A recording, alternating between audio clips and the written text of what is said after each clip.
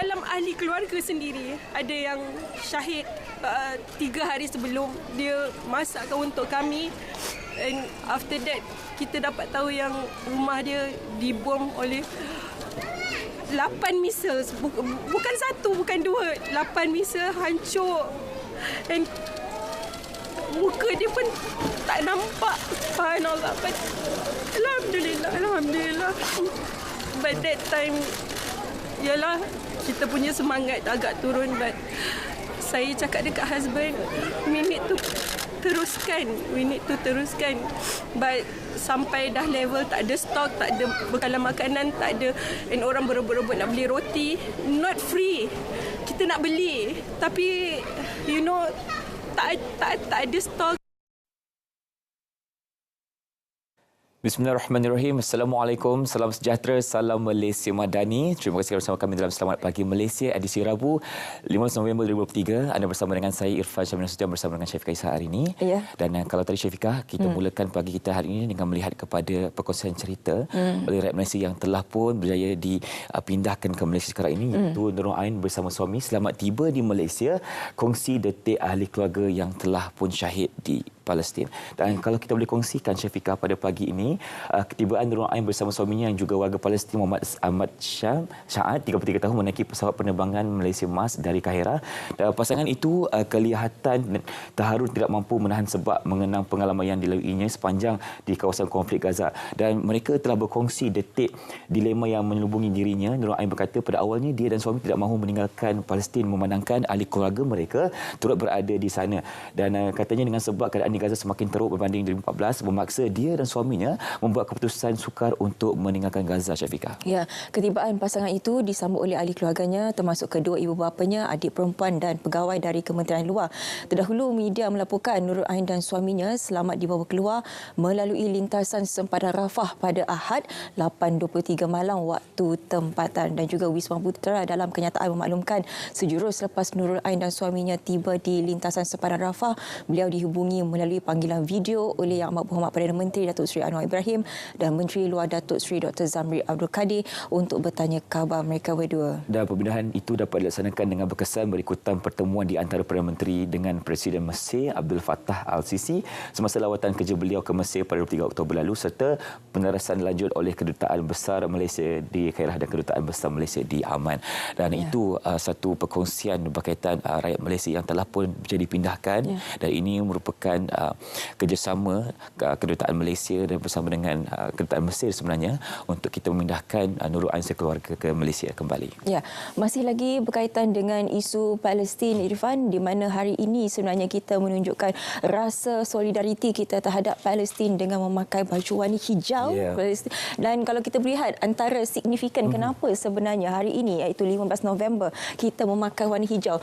15 November 1988 merupakan detik sejarah terbesar apabila Syahid Presiden Yasir Arafat menyatakan dan mengesahkan kewujudan negara Palestin sebagai sebuah negara yang sah dan berdaulat. Dalam deklarasi kemerdekaan tersebut, ia membawa kepada penubuhan Palestinian National Authority dan pengiktirafan Palestin sebagai ahli United Nations. Ya, meskipun seramai lebih 135 negara mengiktiraf kewujudan Palestin, rakyat Palestin masih belum bebas. Tanah mereka telah dicuri, rumah dirobohkan, kanak-kanak menjadi mangsa perang, dan sekarang ini Zionis telah menghancurkan hospital di sana, dan ini menyebabkan mereka tiada akses kepada keperluan asas seperti air, elektrik dan makanan. Dan usaha 15 November 1988 merupakan permulaan perjuangan, meskipun sehingga hari ini rakyat Palestin masih lagi ditindas, Syafiqah. Ya, jadi hari ini bersempena dengan 15 November 2023, Wear Green for Palestine. Green symbolize renewal and harmony in Palestine. It's a use in flag symbols and art to express hope for peace, prosperity and the revival of their homeland, holding significant cultural and political meaning for Palestinians. Jadi ini juga merupakan salah satu cara bagaimana sebenarnya untuk kita menunjukkan rasa sokongan kita kepada Palestin. Jadi kita harapkan kepada anda di luar sana untuk memakai juga pakaian berwarna hijau hari ini, sama-sama muat naik segala gambar-gambar anda ataupun video ke media sosial. Sama-sama kita hashtag tanda pagar merdekakan Palestin. Okey, ini berkaitan dengan Palestin. We Wear Green dan Wear Green for Palestine. Jangan lupa untuk kita sama-sama muat naik gambar seperti Syafiqah cakapkan tadi untuk kita menunjukkan solidariti kepada rakyat Palestin yang tengah berjuang di sana. Okey, seterusnya kita akan lihat satu lagi perkongsian tentang pertemuan Perdana Menteri tiba di San Francisco untuk hadiri APEC ke-30 dan kalau kita lihat sini pesawat khas yang membawa Datuk Seri Anwar Ibrahim mendarat di lapangan terbang ke San Francisco kira-kira pukul 9.37 malam semalam bersamaan 1.37 tengah hari waktu Malaysia, dan Datuk Seri Anwar diiringi isteri Datuk Seri Dr. Wan Azizzah Wan Ismail, Menteri Luar Datuk Seri Dr. Zamri Abdul Kadir serta Menteri Komunikasi dan Digital Wahid bin Fazil. Dan menyambut ketibaan menteri di lapangan terbang San Francisco, Menteri Peleburan, Perdagangan dan Industri MITI Tengku Datuk Seri Zafrul Tengku Abdul Aziz dan Duta Besar Malaysia ke Amerika Syarikat Datuk Seri Muhammad Nazri Abdul Aziz dan Konsul Jeneral Malaysia di Los Angeles Anil Fariza Adenan, dan Datuk Seri Anwar yang juga Menteri Kewangan akan mengambil peluang ini untuk berkongsi keutamaan dan prinsip Malaysia mengikut rangka kerja ekonomi madani, menekankan keterangkuman pembangunan mampan dan kerjasama untuk kemakmuran bersama pada masyarakat yang akan diadakan nanti. Ya, itu antara apa yang ingin kami kongsikan pada pagi ini, berita dalam dan juga luar negara.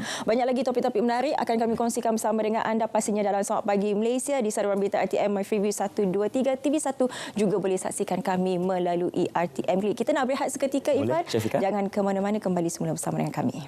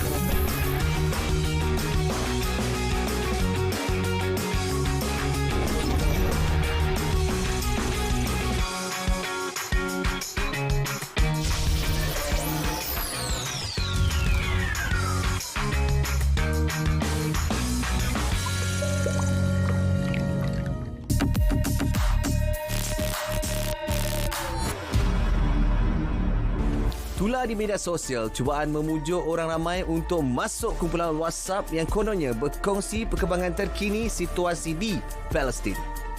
Untuk menyertainya, mangsa diminta berkongsi kod pengesahan. Penelitian pasukan Biar Betul mendapati si pengirim merupakan skamer yang cuba memancing mangsa. Sekiranya mengikut arahan si penghantar pesanan, mangsa berisiko ditipu. Perkara berkenaan pernah didedah polis. Menurut Bukit Aman, ada pihak tertentu cuba mengambil kesempatan dengan menjadikan isu Palestin sebagai umpan. Ini termasuk mendakwa mereka boleh menguruskan sumbangan untuk rakyat Gaza. Pemantauan di petingkat Jabatan Siasatan Jenayah Komersial, mereka yang terlibat bakal dikenakan tindakan tegas. Elak jadi mangsa, sentiasa berwaspada. Hentikan rantaian sedikit penipuan. Hubungi SKMM jika terima bahan fitnah atau disyaki tidak betul. Biar betul, tak pasti, jangan kongsi.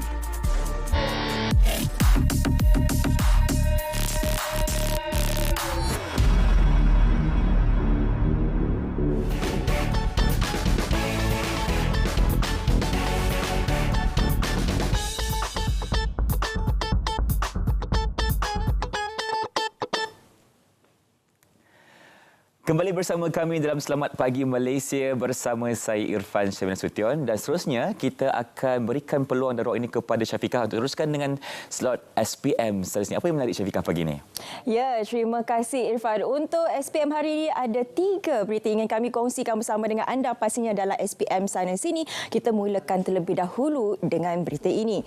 Tiada golongan masyarakat yang dipinggirkan.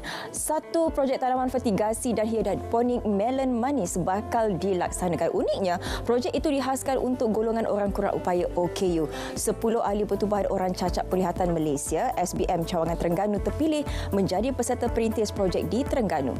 Kesemua mereka merupakan golongan B40. Projek yang bermula tahun depan itu dibiayai Yayasan Hasanah dan Kementerian Keuangan berjumlah RM250,000.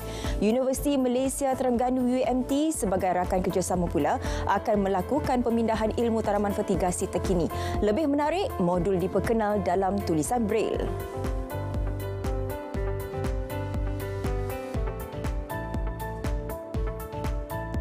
Ini pula berkaitan dengan sukan lasak di Langkawi, di mana Langkawi terus menjadi pilihan atlet sukan lasak untuk beraksi.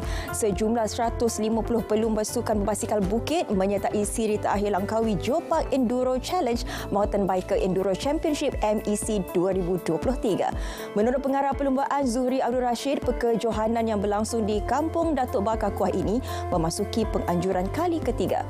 Sejumlah 8 kategori dipertandingkan. Kejohanan kali ini juga mendapat penyertaan dari 6 buah negara antaranya Indonesia, Singapura, United Kingdom, Jerman, Itali dan Filipina selain peserta tempatan.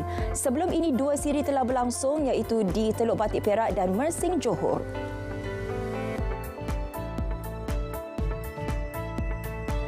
Seterusnya, ini pula berkaitan dengan hanya dalam tempoh 4 tahun, jumlah pesakit diabetes di negara ini meningkat 5%. Angka itu dijangka terus meningkat sekiranya amalan gaya hidup sihat tidak diamalkan.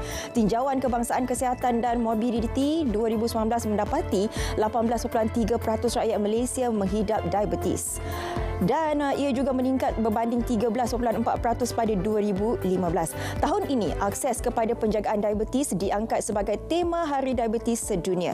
Ia memberi tumpuan kepada keperluan akses lebih baik kepada pendidikan diabetes berkualiti bagi pakar perubatan serta individu yang menghidap penyakit itu. Kesedaran boleh mencegah kenaikan peratus penghidap kencing manis. Antara perkara penting perlu dilakukan pengidap diabetes pastinya mengawal pemakanan dan amal gaya hidup yang sihat. Itu antara yang ingin kami kongsikan bersama dengan anda untuk SPM sana sini hari ini. Seterusnya kita nak berehat seketika. Jangan ke mana-mana, kembali semula bersama dengan kami selepas ini.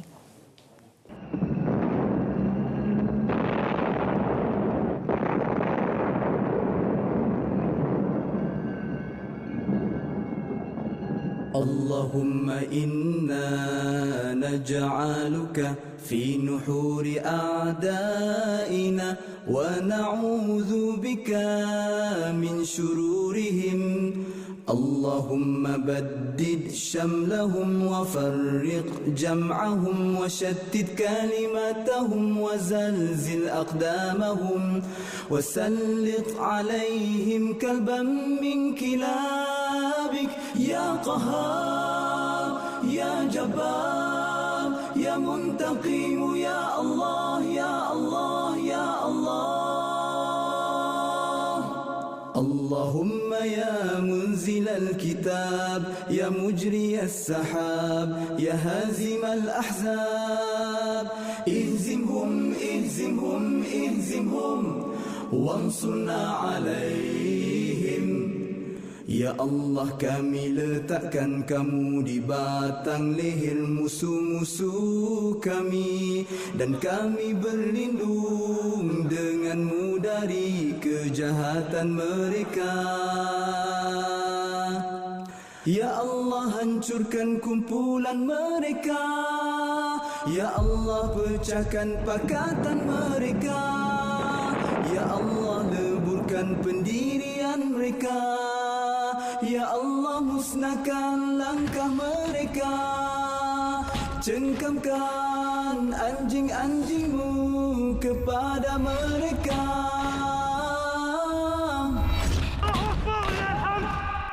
Ya Allah, yang maha memaksa, Ya Allah yang maha perkasa, Ya Allah yang maha membalas, Ya Allah, Ya Allah, Ya Allah, yang turunkan kitab, yang gerakkan awan, yang tewaskan tentera Ahzab. Kalahkan mereka, kalahkan mereka, kalahkan mereka, dan kemenangan untuk kami.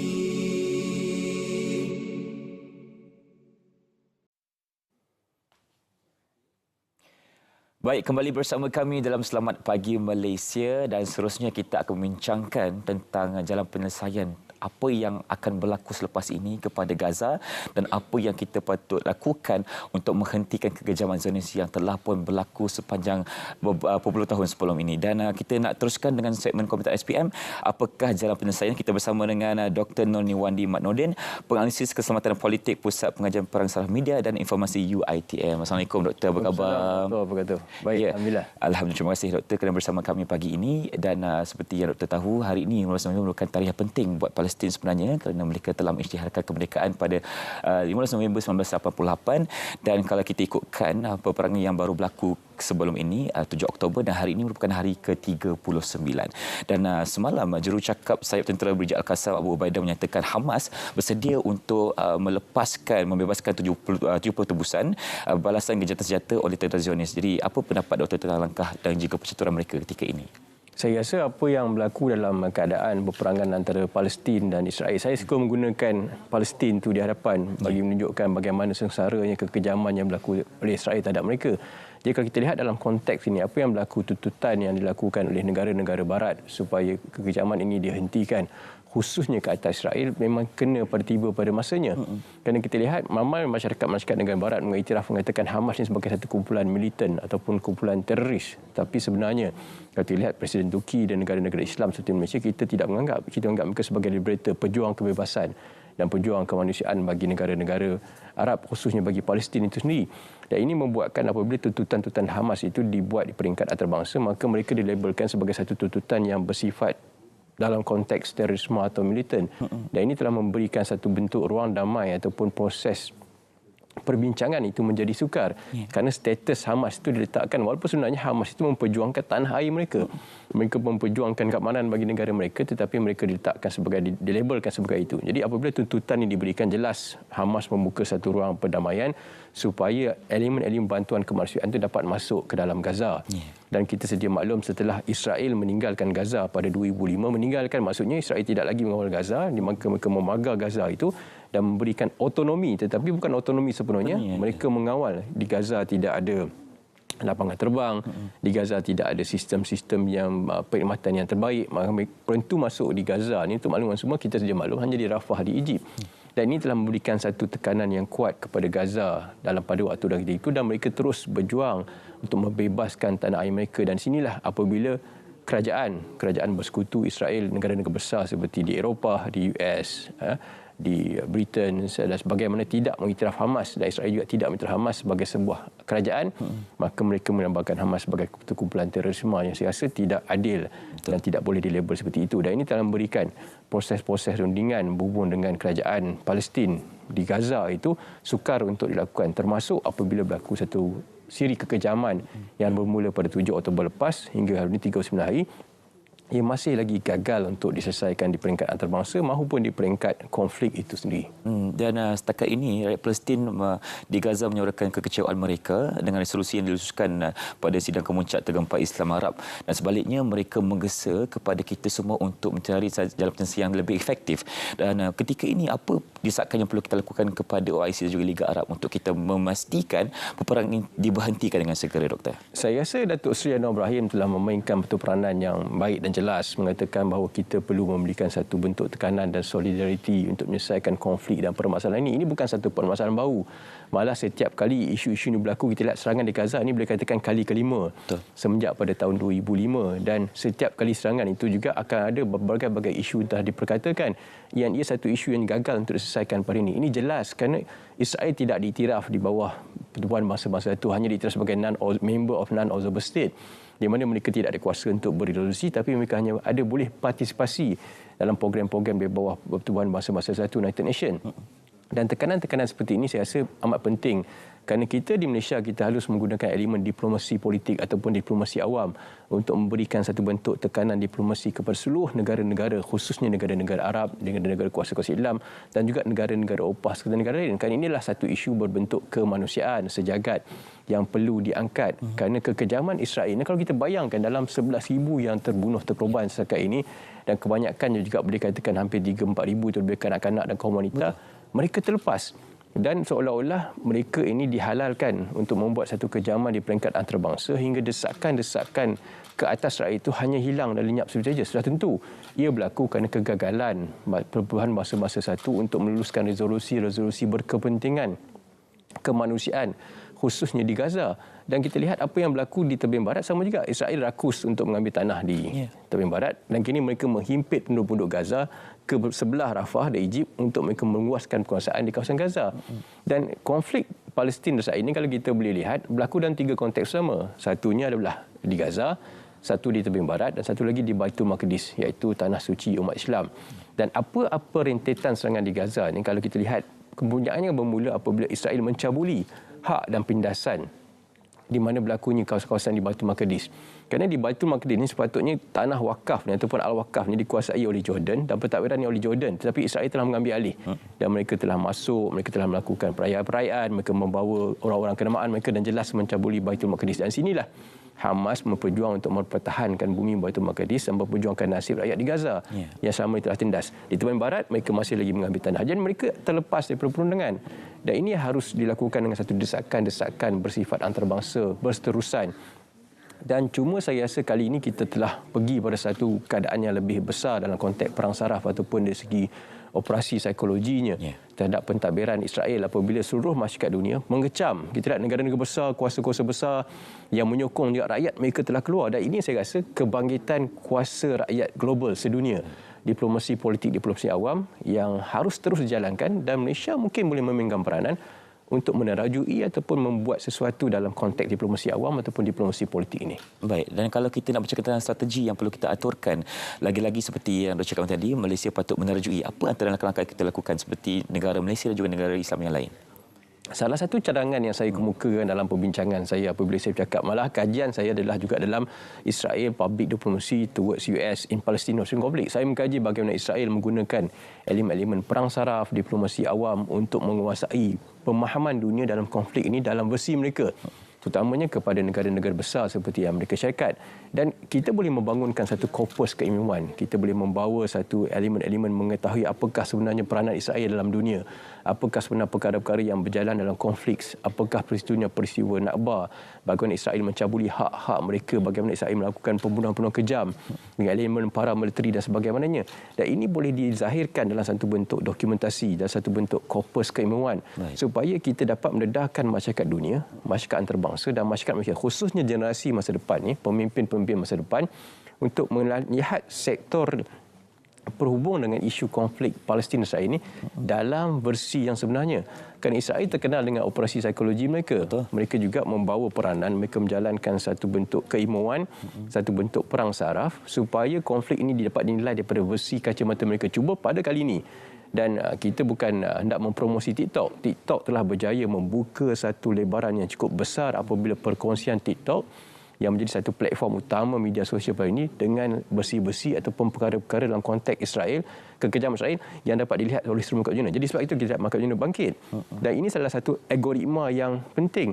Dan saya juga memuji tindakan yang berhormat Menteri Fahmi Fadzil, Menteri Komunikasi dan Digital baru ini, mereka telah memanggil TikTok supaya tidak berlaku satu algoritma bias. Kerana ini juga dilakukan oleh EU dan negara-negara besar di Eropah. Apa yang mereka lakukan? Mereka memanggil media sosial seperti TikTok dan sebagainya supaya tidak memberikan satu bentuk peluang yang besar ataupun melakukan bias dan mempromosikan Hamas. Dan kita melakukan sebaliknya, dan ini satu tindakan yang dipuji. Kerana kita mahukan media sosial, pengeluar platform media sosial ini adil supaya tidak berlaku satu algoritma bias, supaya kita boleh melipat maklumat, kita boleh berkongsikan maklumat dan kita boleh memaparkan kejadian sebenar dalam media sosial. Saya rasa ini strategi yang penting. Dan saya rasa peranan-peranan seperti ini perlu terus dijalukan oleh rakyat Malaysia kerana kita hendak memastikan supaya rakyat mengenal, masyarakat dunia mengenal siapa Israel sebenarnya dan memperlihatkan kekejaman mereka dan taktik-taktik mereka sebenarnya. Baik, dan kalau kita bercakap tentang perang saraf media ini, spektrumnya meluas ya, seperti yang dicakapkan oleh doktor tadi, dan kita sebenarnya berperanan untuk memastikan segala kekejaman yang telah dilakukan oleh Israel terus kita sebarkan dan kita dapat tahu bagaimana cara untuk kita sama-sama memberhentikan masalah yang tengah berlaku sekarang ini. Dan kalau kita nak bercakap tentang aspek doktor, tentang aspek boikot ini, apa peranan boikot yang memang patut kita lakukan sebenarnya? Dan rata-rata Malaysia sendiri merupakan negara yang memang berpendirian teguh untuk memboikot apa sahaja barang-barangan yang ada pun diplomasi dengan Israel. Jadi ini merupakan satu tindakan yang baik oleh Malaysia, dan kalau kita nak lihat kepada negara-negara lain, mungkin boleh contohi Malaysia sekarang ini. Kalau kita lihat dalam konteks boikot sebenarnya, ia satu benda yang cukup subjektif kerana kita lihat ramai yang memperlihatkan banyak perbicaraan ataupun argument pertelingkahan tentang sama ada boikot ni berkesan. Sebenarnya boikot ni salah satu strategi yang telah digunakan bertahun-tahun lamanya. Negara-negara besar menggunakan boikot untuk melumpuhkan sistem-sistem ekonomi negara-negara mereka yang tidak dikuasai. Kita lihat bagaimana negara Venezuela yang telah diboikot ataupun diberikan satu tekanan sanctions, diplomasi yang kuat untuk mereka dilumpuhkan kerana satu perbezaan politik luar negara yang berbeza. Dan ia sebenarnya satu perkara yang telah dilakukan oleh negara-negara besar kuasa-kuasa dunia ke atas negara-negara tertentu. Kita lihat apa yang berlaku di Iran, kita lihat apa yang berlaku di negara-negara tertentu. Tekanan-tekanan diplomasi ini sebenarnya ada satu bentuk boikot antarabangsa. Cuma apabila kita cakap tentang boikot kepenggunaan, boikot yang boleh bersifat kepada barangan-barangan dari segi pembelian, makanan dan sebagainya, maka ia juga satu bentuk perkara yang perlu dinilai keberkesanannya. Tetapi ia terpulang kepada individu. Tetapi apa yang kita boleh lakukan adalah membangunkan satu bentuk keilmuan baru, satu bentuk elemen peradaban, penggunaan ketamadunan, perbelanjaan baru untuk memastikan kita menilai siapakah mereka, di manakah produk-produk mereka, supaya perkara ini dapat dijalankan dengan strategi lebih struktur dan lebih berkesan, supaya kesannya itu dapat dinilai dengan lebih baik. Dan ini kita boleh membawa satu perbaharuan sebab di dalam peperangan fizikal dan peperangan psikologi, kita kena ada inovasi. Dan inovasi perang saraf, inovasi taktikal ini penting untuk kita mengatur strategi yang lebih berkesan supaya ia tidak bermusim, ia tidak berkala dan ia agak konsisten. Supaya ini adalah isu berhubung dengan isu kemanusiaan. Ada isu global sebenarnya. Isu global. Doktor, apakah sudah tiba masanya untuk IC mempertimbangkan untuk bentuk kerjasama ketenteraan seperti pertubuhan perjanjian Atlantik Utara NATO supaya bantuan ketenteraan ini bergerak seiring dengan apa yang tengah berlaku sekarang ini, Doktor? Sukar untuk kita melakukan perkara-perkara tersebut kerana kita sedia maklum bahawa negara sekutu Israel cukup besar. Kita mempunyai hubungan diplomasi yang baik dengan Amerika Syarikat. Tidak ada masalah. Betul. Kita mempunyai satu hubungan kedutaan diplomasi yang baik. Tetapi apabila dalam konteks ini kita sedia maklum, Israel mempunyai satu kepentingan geostrategik yang besar dengan kuasa-kuasa Eropah. Malahan persenjataan mereka juga telah digabungkan dan dibekalkan dengan satu bentuk undang-undang yang telah mengikat negara-negara ini dengan negara-negara tertentu. Dan elemen geostrategik ini tidak dinafikan memberikan kelebihan kepada Israel. Dan kita lihat kalau kita ambil sejarah sikit pada tahun 1967 di mana peperangan itu adalah peperangan persenjataan Israel dengan kuasa besar seperti US dan negara-negara Arab dengan senjata-senjata daripada Rusia. Dan ialah satu bentuk pertembungan konflik yang sukar untuk diselesaikan dengan elemen persenjataan.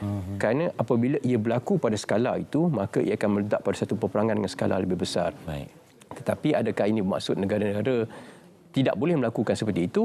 Ia terpulang kepada setakat mana kemampuan negara-negara Liga Arab, negara-negara Barat, negara-negara yang ingin membawa ini ke peringkat seterusnya. Tapi saya rasa ia perlu diselesaikan dengan peringkat lebih diplomasi kerana sebarang persekitaran dalam bentuk ketenteraan akan membawa kesan yang cukup besar walaupun sebenarnya ialah satu solusi yang mungkin boleh dipertimbangkan pada masa hadapan. Okey. Terima kasih diucapkan kepada Dr. Nordin Wandi Mat Nordin. Saya setuju dengan apa yang katakan Dr. tadi untuk kita melakukan satu medan keilmuan untuk kita dokumentasikan apa yang tengah berlaku di Gaza sekarang ini dan kita boleh terus memberikan satu kesan ketamadunan yang lebih baik kepada generasi yang akan datang nanti. Terima kasih Doktor. Seterusnya kita akan ke seleksi pagi dan kita akan bersama dengan rakan-rakan kita di Perlis FM bersama dengan rakan DJ kita Iqbal dan Sazali. Silakan.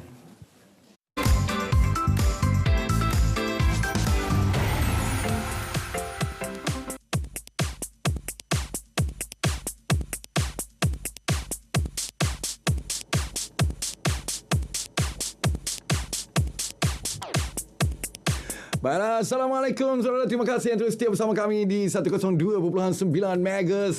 Kita sekarang ni bersiaran langsung bersama dengan rakan-rakan Selamat Pagi Malaysia, Bal. Akhirnya kita kembali balik di sesi pagi ni kan. Sebelum ni berkesempatan kita dengan Jojo dengan Gigi kalau terlibat giliran Perlis. Betul. Tapi untuk kali ni kita berdua. Tapi kali ini Zali, kita datang dengan tema dan juga topik yang cukup menarik lah untuk kita kongsikan bersama dengan anda semua di Selamat Pagi Malaysia ni. Ya, topik yang menjadi kebanggaan rakyat negeri Perlis lah, Bal. Mesti sebab apa tak Zali? Sebab Perlis sekarang ni bukan Perlis semata-mata. Betul. Tapi dikenali sebagai Perlis Geopark.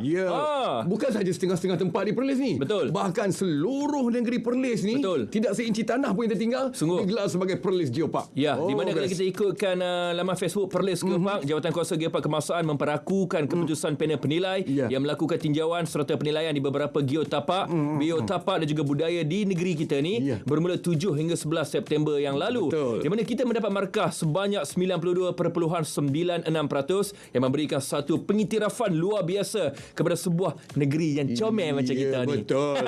Dan ianya akan dilakukan lagi pada 2027 nanti. Betul. Dan kita harus maintain, mengekalkan kecantikan ni kerana kita nak capai, kita nak capai mata 93%. Sungguh.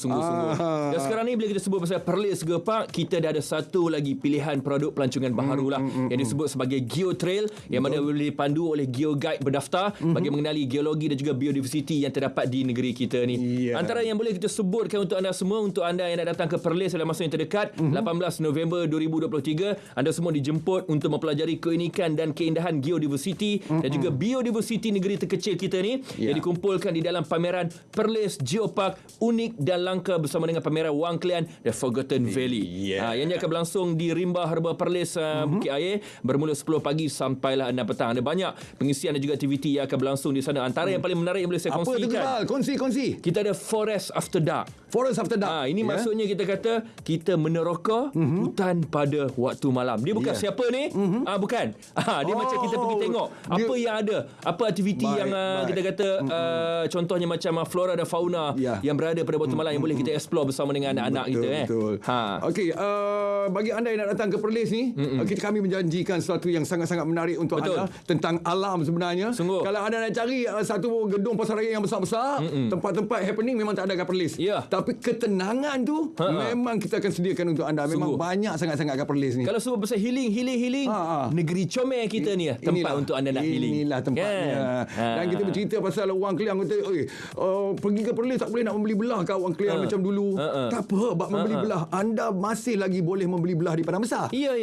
Dan Wang Kelian sekarang ni seperti yang kita katakan, setelah dikenalkan sebagai tapak geopark ni, ianya lebih menarik dengan acara-acara alam yang kita sediakan untuk anda. Kalau selain kita kata dengan produk-produk pelancongan yang baharu, kita ada banyak program-program menarik, tempat-tempat menarik yang anda boleh pergi sebenarnya untuk anda nak berehat dan juga bersama dengan sisi keluarga lah, insyaAllah.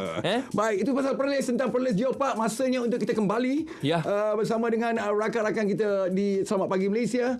Dan kita harapkan apa yang kita sampaikan untuk hari ini akan memanggil anda untuk datang ke Perlis pada 2024-2025. Sebenarnya dengan Perlis damai dan menawan. Dari sungai hingga ke segara, Palestin pasti merdeka. Kembali semula bersama dengan rakan tugas di Angkasa Puri. Silakan.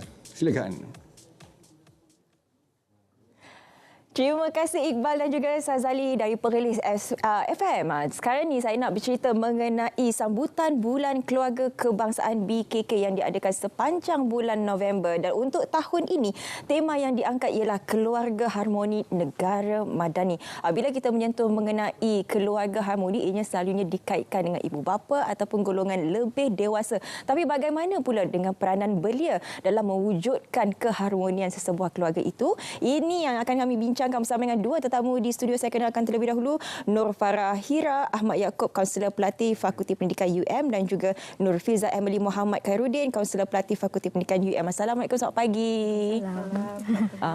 Secara mukadimah, bila kita menyentuh mengenai keluarga harmoni, takrifan, erti di sebalik harmoni itu bagaimana? Okey, pada pendapat saya, bagaimana seseorang itu mentakrifkan keharmonian keluarga itu bergantung pada individu itu sendiri. Okay, sebagai contoh, ada sesetengah orang mengatakan keharmonian itu apabila mereka makan bersama di macam ruang makan lah kan. Okey, bagi dia benda tu mewujudkan keharmonian dalam keluarga dia. Tapi ada sesetengah individu merasakan apabila mereka makan bersama-sama di meja makan, jadi mereka rasa macam, ada individu rasa macam perkara itu akan menyebabkan pergaduhan apabila mereka berkomunikasi secara, orang kata, in a not a proper way. Jadi bagi saya keharmonian keluarga itu bergantung pada individu itu sendiri. Bagaimana mereka mentafsirkan. Ya, saya setuju bagaimana kita mentafsir keharmonian itu artinya begitu subjektif, bergantung kepada diri kita sendiri, tetapi berbalik kepada peranan belia itu. Kerana apa? Istilah makan garam terlalu menebal sebenarnya dalam kalangan rakyat, khususnya pada ibu bapa ataupun generasi lebih tua daripada kita. Jadi apabila belia ini mungkin nak menyampaikan hasrat mereka atau memberikan pandangan, tidak didengari kerana alasannya, oh, awak terlalu muda untuk memberikan pandangan. Jadi bagaimana sebenarnya perkara ini? Kita sebagai belia, kita kena tahu untuk first adalah kawal emosi kita lah. Untuk kita menerima segala teguran, nasihat daripada orang yang lebih tua daripada kita, walaupun kadang-kadang benda tu mengguris hati kita, kadang-kadang kita rasa benda tu salah apa yang dicakap. Jadi kita sendiri kena tahu kawal emosi dan juga berkomunikasi secara berkesan dan efektif dengan orang yang lebih tua daripada kita. Jadi ini bermaksud masih lagi suara belia itu tidak didengari dalam satu keluarga yang harmoni itu. Jadi cara untuk keluar daripada konflik ini bagaimana? Sebab akhirnya nanti belia merasakan bahawa, oh, saya tidak ada peranan langsung dalam institusi kekeluargaan ini. Biarlah, serahkan sahaja bulat-bulat kepada ibu bapa. Okey, kalau bagi saya pula, jika berlaku perkara tersebut, suara kita tak didengari dan sebagainya. Jadi apa yang penting adalah sokongan keluarga itu sendiri. Kan? Seperti kami sebagai kaunselor pelatih, okey, klien-klien yang membawa isu kekeluargaan ini biasanya berpunca daripada kurangnya sokongan daripada keluarga. Okey, jadi kami melihat sokongan daripada keluarga itu amat penting. Tidak kiralah daripada sokongan moral, sokongan emosi. Jadi perkara-perkara itu amat pentinglah dalam membentuk keluarga harmoni. Okey, kita tengok daripada angle yang berbeza pula. Trend sekarang ini ramai belia yang kahwin muda. Saya juga difahamkan di sebelah saya juga kahwin muda. Jadi bagaimana sebenarnya untuk mewujudkan keluarga harmoni tak kala masih lagi bergelar sebagai belia? Okey, pada zaman nenek moyang kita dulu, kahwin muda atau kahwin awal ini dah menjadi satu perkara yang tidak asing lah. Kan? Dah umur belasan tahun nenek kita dah kahwin dah. Tapi bila sekarang ni sistem pendidikan dah semakin maju. Bila semakin maju, ramai anak-anak muda atau golongan belia inilah memilih untuk tidak berkahwin dan meneruskan pengajian di institusi pengajian tinggi. Okay? Namun ada juga sesetengah individu yang memilih untuk berkahwin sambil belajar. Okay? Jadi apa yang penting di situ adalah ilmu sebenarnya. Okay? Ilmu mengenai pengurusan kewangan, ilmu pengurusan emosi. Jadi kedua-dua perkara itu sekiranya individu tak mampu untuk menghadapi, jadi mereka akan menjadi satu, orang kata, stage yang stuck untuk mereka ambil keputusan untuk berkahwin waktu belajar ke, macam tu. Adakah ini bermaksud ilmu itu perlu ada, ilmu kekeluargaan perlu ada, barulah boleh membuat keputusan sama ada untuk berkahwin ataupun tidak untuk belia? Ya, kalau bagi saya benda itu amat diperlukanlah. Ilmu itu sangat penting sebab kebanyakan pasangan-pasangan muda ini ada yang orang kata kuranglah pengetahuan mengenai contohnya pengurusan kewangan. Jadi di situ akan berlaku konflik di dalam keluarga kan, di antara pasangan itu sendiri. Okey, belia tidak boleh diasingkan dengan penggunaan teknologi. Seperti mana tadi yang dikatakan, okey, mungkin harmoni itu wujud apabila makan bersama di meja makan. Tapi kalau dah di meja makan pun, kalau masing-masing duk menghadap handphone masing-masing pun, macam mana nak harmoni kan? Jadi untuk peranan belia sendiri, sebab dia cukup sinonim, belia dan juga teknologi, bagaimana untuk menghadapi situasi ini? Kalau dengan keluarga kita, bagi saya lah, kita memang sangat kena fokuskan bonding antara keluarga. Lagi-lagi kalau waktu makan, kita makan takkan nak sambil tengok handphone, itu dah kita rasa tidak beradab, walaupun dengan family sendiri. Dengan kawan pun kita rasa dah tak beradab kan, kalau kita nak bercakap dengan dia tak pandang muka kita. Dan juga sampai kita ada buat perkara yang lain. Jadi kita sebagai belia kita tahu situasi mana yang sesuai untuk kita menggunakan gadget yang kita ada. Ya, ada nak tambah? Ya, saya sesuai pula. Setuju dengan pendapat Emily lah. Kita pun kena hadkan juga penggunaan gadget supaya orang kata kita tak mengabaikan orang sekeliling kita. Apatah lagi keluarga kan. Kalau kita ada anak-anak kecil, kalau kita bercakap dengan parents pun, kalau kita main handphone, so benda tu something like rude. So kita perlu mengawal lah penggunaan itu sendiri. Saya suka berkaitan dengan pengurusan emosi itu. Kerana pengurusan emosi dan juga belia ini satu topik yang perlu kita bincangkan.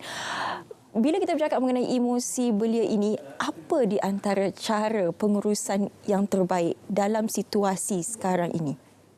Okey, bagi saya, bagaimana kita nak mengurus emosi. Ya. Okey, bagaimana kita nak mengurus emosi itu adalah kita perlu menjaga kesejahteraan psikologi kita. Okay, seperti penyelia saya, Dr. Azmawati sering mengingatkan kami di mana kita perlu jaga 3 perkara.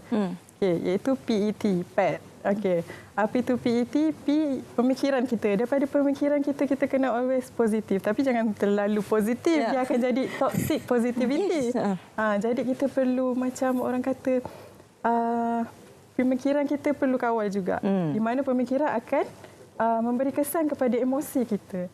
Kalau kita rasa macam perkara tu baik, so kita akan rasa happy kan? Dan akhir sekali apa itu tingkah laku. Jadi kita punya emosi tu akan dizahirkan melalui tingkah laku kan. Kalau kita sedih mungkin kita akan berkurung di dalam bilik, tak bercakap dengan parents. Tapi bila kita menjaga ketiga-tiga ini, kita mampu mengurus emosi itu sendiri. Okey, ini saya nak tanya Puan, pengalaman sendiri sekarang ini juga PJJ kan. Sebab keharmonian keluarga ni selalunya kalau wanita ni dia nak kena ada pasangan depan mata baru dia boleh rasa sayangnya, baru dia boleh rasa kasihnya. Tapi untuk pasangan jarak jauh ini bagaimana? Khususnya belia baru lagi berkahwin, bagaimana? Okey, bercakap mengenai PJJ ini kan, memang ia menjadi satu cabaran yang orang kata. Bayangkan saya daripada menjadi seorang pelajar sepenuh masa, tapi sekarang saya pun menjadi seorang isteri kan. Jadi perkara tu quite challenging. Okay, apa yang saya lakukan adalah untuk berkomunikasi secara berkesanlah dengan pasangan saya. Dan saya pun mendapat sokongan penuh lah daripada suami untuk meneruskan pengajian. Jadi benda-benda tu menyebabkan saya jadi okey. Itu antara tips yang diberikan. Okey, untuk tahun ini sambutannya bertemakan keluarga harmoni negara madani. Kenapa pentingnya keluarga harmoni ini dalam kita mengangkat aspirasi konsep madani ini? Bila keluarga harmoni, jadi bukan sahaja keluarga tu bahagia, diri kita juga bahagia sebab kita tak ada konflik dengan keluarga, dan kalau ada konflik dengan orang lain di sekeliling kita, kita dapat mengawal. So apabila kita dapat keluarga bahagia, kita ada sokongan, dan juga kita rasa kita ada orang yang sayangkan kita. Gitu. Kita nampak yang di sebelah dia, walaupun PJJ bahagia. Yang penting bagaimana kita nak seimbangkan emosi, bagaimana kita nak mengawal emosi. Jadi tidak ada alasan sebenarnya untuk tidak mencapai keluarga yang harmoni walaupun masih lagi dalam kategori belia. Terima kasih banyak-banyak saya ucapkan kepada Nur Farahira Ahmad Yaakob, Kaunselor Pelatih Fakulti Pendidikan UM, dan juga Nur Fiza Emily Muhammad Khairuddin, Kaunselor Pelatih juga daripada Fakulti Pendidikan Universiti Melaya, kerana sudi bersama dengan kita hari ini. Terima kasih. Okey, seterusnya kita nak ke cerita pagi Sarawak. Di Sarawak ini MTL JBPM siap siaga. Terus saja bersama dengan rakan pelapor kita Awang Muhammad Muhibidun. Awang, silakan. Terima kasih akan tugas di studio Selamat Pagi Malaysia. Assalamualaikum dan salam Malaysia Madani. Saya kini berada di Balai Bomba dan Penyelamat bahagian Serikir, di mana untuk cerita Pagi Sarawak kita pada pagi ini, saya ingin berkongsikan berkenaan dengan kesiapsiagaan pihak bomba dalam menghadapi fasa monsun timur laut atau musim terkujuh yang dijangka bermula bulan ini sehingga Mac tahun hadapan. Jadi untuk mengetahui dengan lebih lanjut apa persiapan yang telah dilakukan, kita bersama dengan Ketua Balai Bomba dan Penyelamat bahagian Serikir, iaitu penolong penguasa bomba Tuan Mahmudin Naruddin pada pagi ini. Jadi Assalamualaikum, selamat pagi Tuan. Waalaikumsalam, selamat pagi. Okey, baik Tuan. Apakah persediaan yang telah dilakukan bagi menghadapi monsun timur laut ini Tuan? Okey, sedia maklum dalam menghadapi peralihan monsun timur laut, musim tengkujuh situasi hujan lebat yang berterusan ini akan memberi kesan langsung kepada komuniti dan semestinya bahagian lokasi mengalami hujan yang berterusan menyebabkan terjadinya banjir, tanah runtuh dan jalan yang terputus hubungan akibat kenaikan paras air. Berlakunya peralihan monsun Balai Bomba Damai Serikir sentiasa dalam persediaan kekuatan personal, aset dan logistik. Aset adalah amat penting dalam menghadapi monsun timur laut. Dari segi kekuatan Balai Bomba Damai Serikir, seramai 38 kekuatan anggota telah berada dalam kesiapsiagaan, kemahiran dalam penyelamatan. Persediaan dari segi aset juga ataupun logistik balai juga adalah dalam keadaan baik dan berfungsi dengan baik dan boleh digerakkan pada bila-bila masa apabila keperluan menyelamat diperlukan di lokasi-lokasi yang boleh diakses. Selain itu juga, Bomba Serikir akan mengadakan latihan simulasi bersama agensi-agensi lain untuk persediaan awal sebarang kemungkinan bencana berlaku. Selain itu juga, seramai 42 orang anggota pasukan bomba sukarela telah diaktifkan bagi bersama membantu dan bersedia menghadapi monsun timur laut. Baik Tuan, apakah cabaran dan kesukaran yang bakal dihadapi Tuan? Okey, sedia maklum apabila terjadinya peralihan monsun berlaku timur laut atau musim tengkujuh, semestinya bahagian akan mengalami hujan yang lebat yang berterusan. Semestinya terdapat lokasi-lokasi yang sukar untuk diakses dengan aset kita. Dengan adanya anggota pasukan bomba sukarela dan bomba komuniti yang telah kita wujudkan di tempat lokasi masing-masing ini, dapat membantu kita di lapangan di peringkat awal dan penyampaian maklumat awal kepada pihak bomba. Baik Tuan, apakah nasihat serta saranan Tuan kepada masyarakat dalam menghadapi monsun timur laut ini? Okey, dari pihak kita, saranan kepada masyarakat dalam persediaan kita menghadapi peralihan monsun timur laut atau musim tengkujuh ini di lokasi-lokasi yang rendah dan kawasan-kawasan berisiko, terdapat 3 persediaan, iaitu sebelum, semasa dan selepas.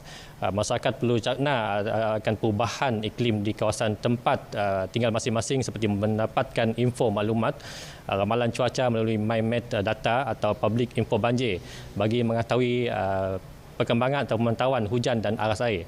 Perlu menyediakan pelan pemindahan selain dari lokasi pusat pemindahan, sementara PPS di lokasi masing-masing. Seterusnya, keperluan menyediakan beg kecemasan yang mengandungi barang-barang penting seperti makanan, ubat-ubatan, pakaian, dokumen penting dan dokumen-dokumen yang mustahak. Saya juga menyarankan atau sentiasa mengingatkan semua semasa kejadian banjir berlaku, ahli keluarga sentiasa mengawasi kanak-kanak agar tidak bermain dengan air banjir kerana boleh menyumbangkan bahaya atau meragut nyawa. Terima kasih Tuan di atas perkongsian itu tadi. Saya kira itu saja yang saya dapat kongsikan untuk cerita pagi Sarawak kita pada pagi ini. Kita kembali bersama rakan di studio Semak Pagi Malaysia. Silakan. Terima kasih Awang untuk cerita pagi Sarawak penonton. Sekarang ini kita akan lihat kepada satu aspek yang penting untuk kita buka perpaduan dalam negara kita melalui sukan. Dan kita akan bicarakan tentang Liga Sukan Uniti Perikabangsaan bersama dengan Tuan Muhammad Rizal Nawab Jam, Ketua Penolong Setiausaha Kementerian Perpaduan Negara. Assalamualaikum. Selamat pagi. Waalaikumsalam. Selamat pagi. Alhamdulillah. Sempat dari makan pagi. Alhamdulillah. Minum air dia sempat. Alhamdulillah. Okey. Dan pagi ini kita terus nak berbicara tentang Liga Sukan Uniti yang telah pun berlangsung pada September dan Oktober baru-baru ini. Itu untuk peringkat negeri. Betul. Dan kemudiannya kita akan bawa ke mereka untuk perikabangsaan nanti. Dan kalau boleh kongsikan sikit permulaannya, apakah latar belakang dan kenapa kita lakukan Liga Sukan Uniti untuk kali ini. Okey, terima kasih Tuan Pengacara. Macam ni Tuan, Liga Sukan Uniti kita perkenalkan pada tahun 2022. Itulah yang pertama kita kenalkan. So aspek dia masa tu Top Management Kementerian Perpaduan Negara mereka mengutarakanlah kita akan lakukan satu bentuk engagement dengan dengan belia lah, senang cerita macam mana wujudkan perpaduan. So daripada lanjutan daripada itu kita wujudkanlah Liga Sukan Uniti ni sebab Liga Sukan ni dapat menghimpunkan belia paling ramai selalunya. So itulah asalnya. So pada tahun 2020 itulah kita dah mulakan Liga Sukan Uniti ni di peringkat negeri lah. Okay, cuma pada masa tu hanya 2 sukan saja terlibat Tuan, iaitu futsal dan juga bola jaring. So pada tahun 2023 ni bila kita laksanakan, kita nampak sambutan tahun lepas tu alhamdulillah banyak beransangkan, sangat beransangkan. So Tuan Management kata why not kita tambahkan sukan. So kita tambahkan sukan sukan. Daripada 2 jadi berapa sekarang? Jadi 4 sekarang tuan. 4. Kita tambah sekarang kita ada badminton dan kita tambah dengan bola keranjang. Alhamdulillah. Dan juga yang keunikan tahun ni kita dapat kerjasama daripada Persatuan Utama Sukan Negara iaitu Persatuan Bola Keranjang, Persatuan Bola Sepak Malaysia, Persatuan Bola Jaring Malaysia dan juga Badminton Malaysia. So itulah kita naikkan sikit taraf Liga Sukan ini pada tahun ini tuan. Baik, kalau 2 sukan sebelum ni kita naik taraf kepada 4 sukan dan mendapat kerjasama daripada pihak-pihak yang berkenaan. Dan kalau kita lihat anggaran, berapa ramai yang terlibat untuk sukan peringkat negeri dan juga bukan kebangsaan nanti? Okey, maksudnya tuan kalau katakan dari sudut peserta tuan kalau peserta kita dapatlah lebih kurang dalam almost 14 hingga 15,000 orang penyertaan satu seluruh negara tuan. Alhamdulillah memang satu bilangan yang kita membanggakan jugalah sebenarnya. Kita pun tak jangka sebenarnya kita dapat seramai ni penyertaan. Dan juga apa yang kita berlaku bila kat peringkat negeri ni mereka bertanding dan mereka yang bergelar juara peringkat negeri ni ini yang kita akan bawa ke mewakili negeri masing-masing ke peringkat kebangsaan untuk kita nak menentukan pula siapa akan jadi juara kebangsaan pula tuan. Menarik tu, kita akan nantikan apa yang akan berlaku selepas ini. Dan kalau kita bercakap tentang sukan, saya suka untuk kita menzahirkan tentang moment of unity. Jadi mungkin boleh tuan kongsikan bagaimana untuk sukan yang kita adakan ketika ini, Liga Sukan Unity ini, kita menzahirkan, kita mencerminkan tentang moment of unity. Okey tuan, bila kita sebut moment of unity tuan, moment of unity satu keadaan di mana satu detik di mana kesepaduan itu wujud. Itulah kita panggil moment of unity. Contoh paling mudah tuan kalau saya nak cari contoh, saya contoh paling dekat lah. Baru ni Pesta Bola Merdeka kan? Ya betul. Okey, kalau tuan tengok masa Pesta Bola Merdeka ni, dekat stadium ada pelbagai kaum yang datang menyokong pasukan Malaysia. Saya buat dekat sana waktu ada tuan, saya buat di situ juga. Tak jumpa kita. Itulah, tak sempat jumpa. So kalau apa tengok tuan, ada kaum India, kaum Cina, Melayu, Sabah, Sarawak, pelbagai etnik ada kat situ tuan. Pada masa tu kita tak nampak apa perbezaan, sedikit bezaan melibat kaum ke agama ke bangsa ke wujud pada masa tu. Dan apa kita ada pada masa tu hanyalah sokongan kepada pasukan negara kita, semangat patriotik kita. That is what we call moment of unity ni tuan. So itu yang kami cuba zahirkan melalui sukan. So kita nampak aspek sukan ni lah antara tempat yang kita dapat lahirkan moment of unity ni tuan. Sebab tu kalau tengok objektif Liga Sukan ini, kami nyatakan kat situ untuk mewujudkan moment of unity melalui sukan. Itulah yang disebut moment of unity tuan. Baik. Dan kalau kita nak berbicara tentang perbezaan dan keistimewaan Liga Sukan Unity kali ini, apakah antaranya? Okey tuan, kalau saya sebut keseluruhan tuan Liga Sukan Unity itself is memang special. Daripada peringkat negeri ke kebangsaan ke, alhamdulillah memang dia special sendiri. Okey, keunikan kami ni tuan, sebenarnya kalau kita nampaklah kan setiap kali bila berlakunya liga sukan masing-masing, kita pergi untuk mencari bakat. Betul. Kita kata okey kita nak mewakili negara, kita nak mewakili Malaysia, kita nak mewakili negeri macam tu kan. Tapi cuma Liga Sukan itu berbeza sedikit. Kita naratif yang kita mainkan ialah mewujudkan perpaduan. Sebab tu kalau tengok dalam syarat penyertaan kami tuan, kalau tuan tengok penyertaan kami tetapkan wajib disertai oleh pelbagai kaum. Itu syarat utama kami. Untuk setiap pasukan? Setiap pasukan, wajib. Kalau tak ada, tak boleh main. Itu syarat kami. So, kenapa kami tetapkan benda tu tuan? Kalau tuan tengok, contohlah tuan, saya beri cerita share sikit tuan. Silakan. Ada pasukan yang call kami, masa kami tetapkan syarat ni pada tahun lepas, call kami, tuan, kenapa letak syarat macam ni? Kami dah berlatih lama satu tim. Bila tuan letak syarat macam ni, kami kena cari pemain kaum lain. Macam mana kami nak buat? Kata, minta maaf. Kami tak ada buat apa. Ini syarat kami.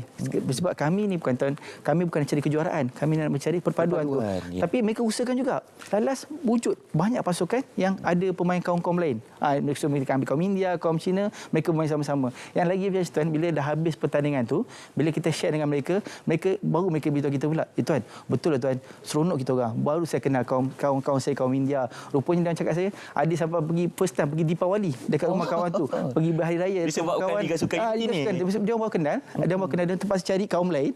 Dia kenal kaum India contohnya kan. Dia kata, bila dah jadi kawan, pergilah. So, benda-benda ni yang kita perlukan tahu, benda-benda yang kita nak sebenarnya. So mengenali kaum lain, mengenali kebudayaan lain, itulah yang perbezaan, keunikan Liga Sukan ini sendiri. Saya boleh puji tentang pendirian Kementerian Perpaduan sendiri untuk tiada kompromi diberikan kepada kumpulan yang tidak mengikut syarat yang ditetapkan. Betul, misalnya untuk mengadakan satu kumpulan, bentuk sekumpulan yang mempunyai pelbagai kaum dan pelbagai etnik. Menarik itulah, saya rasa memang itu kita perlukan untuk kita menyuntik nilai perpaduan dalam bidang sukan juga. Dan kalau kita nak bercakap tentang penonton atau penyokong kan, dan tak silap saya akan berlangsung pada 18 November ini, hari Sabtu. Betul tuan.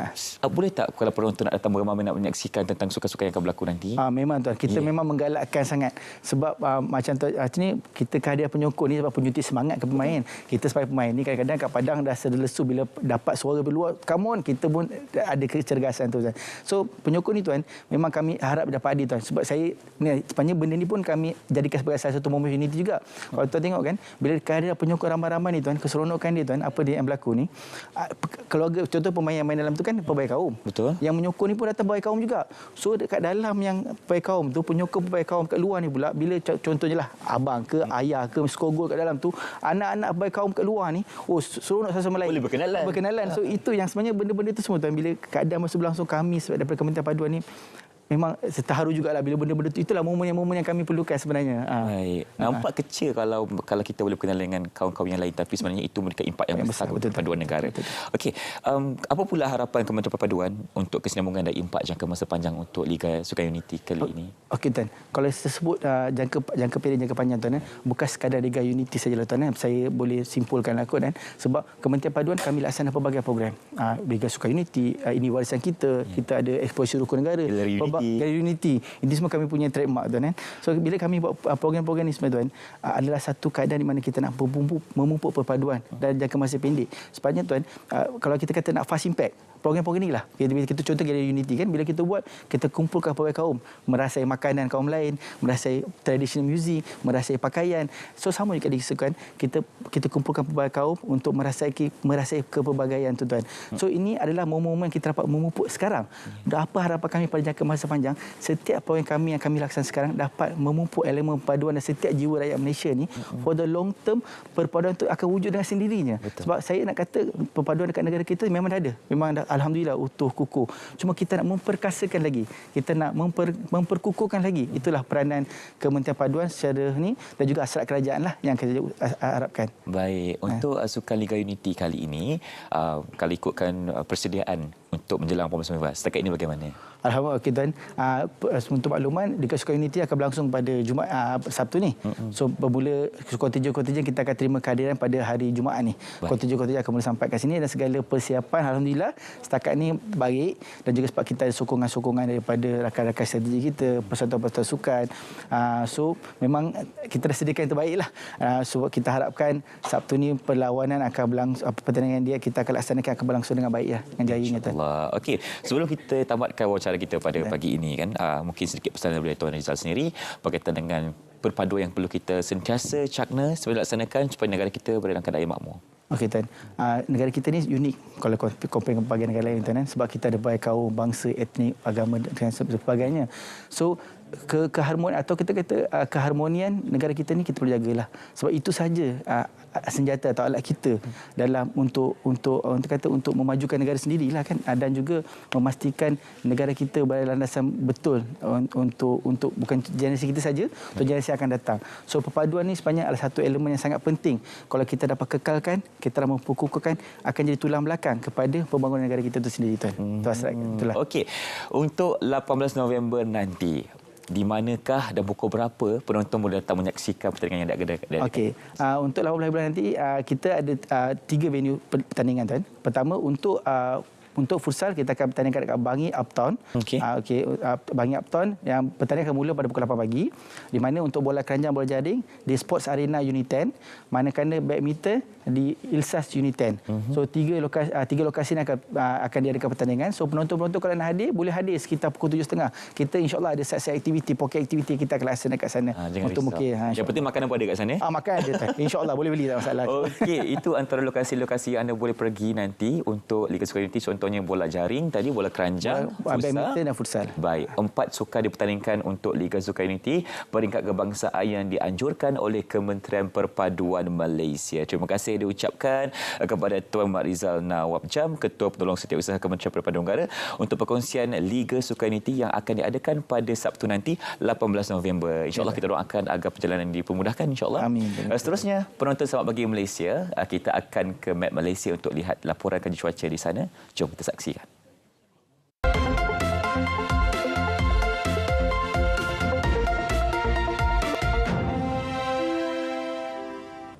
Assalamualaikum dan salam Malaysia Madani.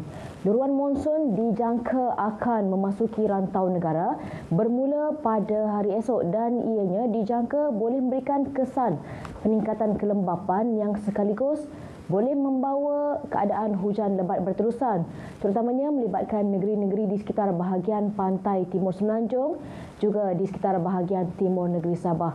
Oleh itu, Jabatan Meteorologi Malaysia telah mengeluarkan amaran cuaca peringkat waspada bagi negeri Kelantan dan juga Terengganu, kecuali melibatkan jajahan Gua Musang bermula 16 sehingga 18 November nanti.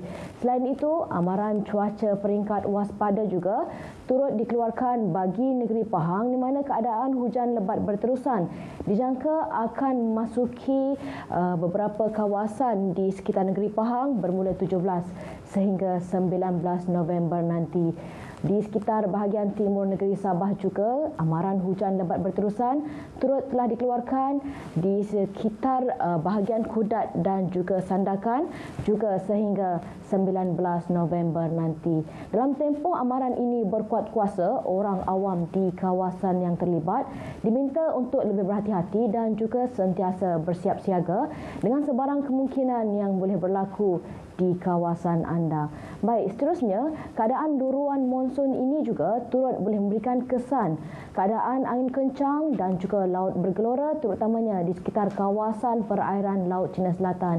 Oleh itu, Jabatan Meteorologi Malaysia turut telah mengeluarkan amaran angin kencang dan juga laut bergelora kategori pertama bagi kawasan perairan Kondor, Utara Reef North dan juga layang-layang bermula 16 sehingga 19 November nanti. Dan dalam tempoh amaran ini berkuat kuasa, kawasan perairan ini adalah berbahaya untuk semua aktiviti bot-bot kecil, sukan serta rekreasi laut.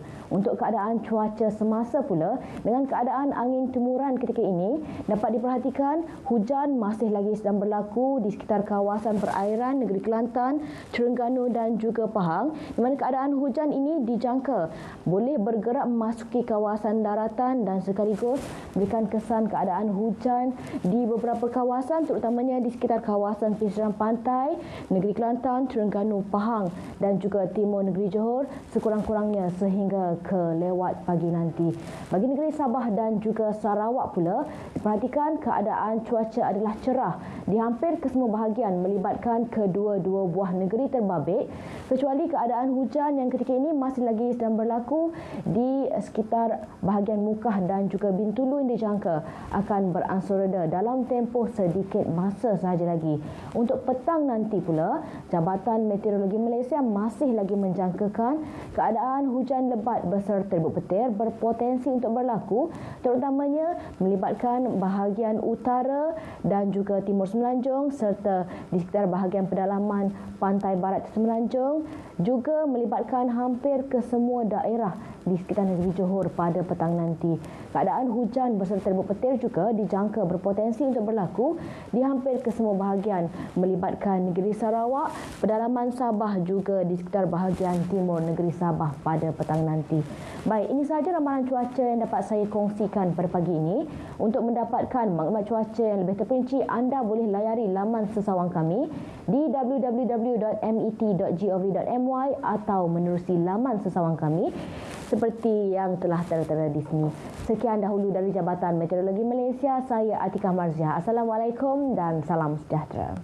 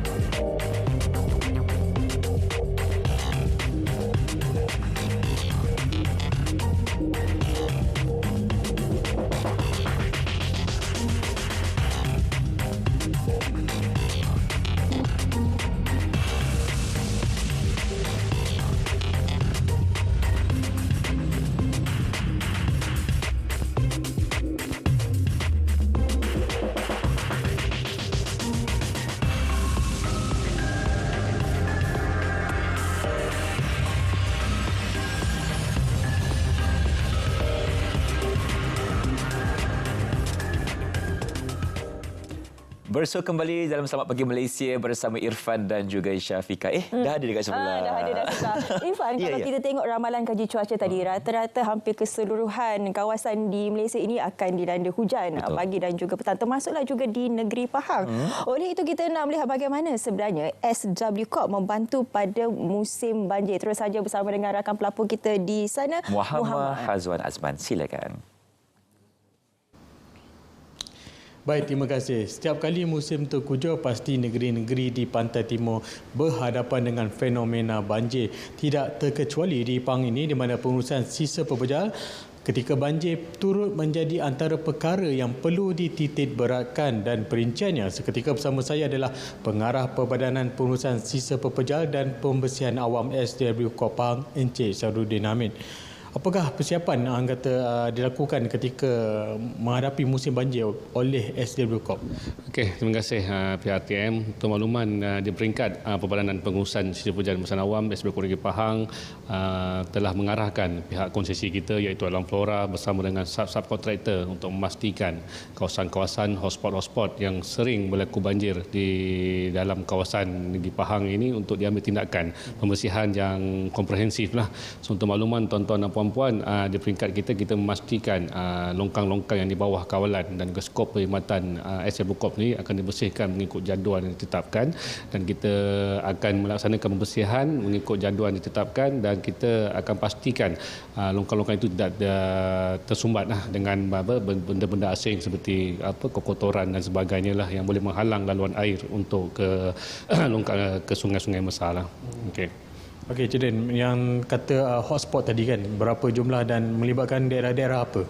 Okey, untuk makluman tuan-tuan dan puan-puan, di peringkat SW Corp kita telah mengadakan perbincangan yang komprehensif bersama dengan pihak Kajian Negeri dan juga pihak PBT melalui Pusat Kawalan Operasi Bencana di Pahang sendiri, di mana lokasi-lokasi ini terdapat yang sering berlaku banjir seperti saya maklum tadi, dan di mana yang kerap dinaiki air, terutama di kawasan. Dari segi bilangan tu dia bukannya banyak, tapi kita bersedia dengan apa-apa kemungkinan yang akan berlaku, dan kita akan memastikan kawasan tersebut diselenggara dan dibersihkan dengan sebaik mungkinlah. Terutama kalau bagi contoh di Negeri Pahang ni adalah di kawasan di sebelah Kepadang, di sebelah Sungai Isap dan juga Kampung Pandan dan sebagainya lah. Itu yang kita buat laksanakan. Mungkin ketika banjir ni, apakah orang kata jenis-jenis kerugian yang berlaku ketika banjir ni?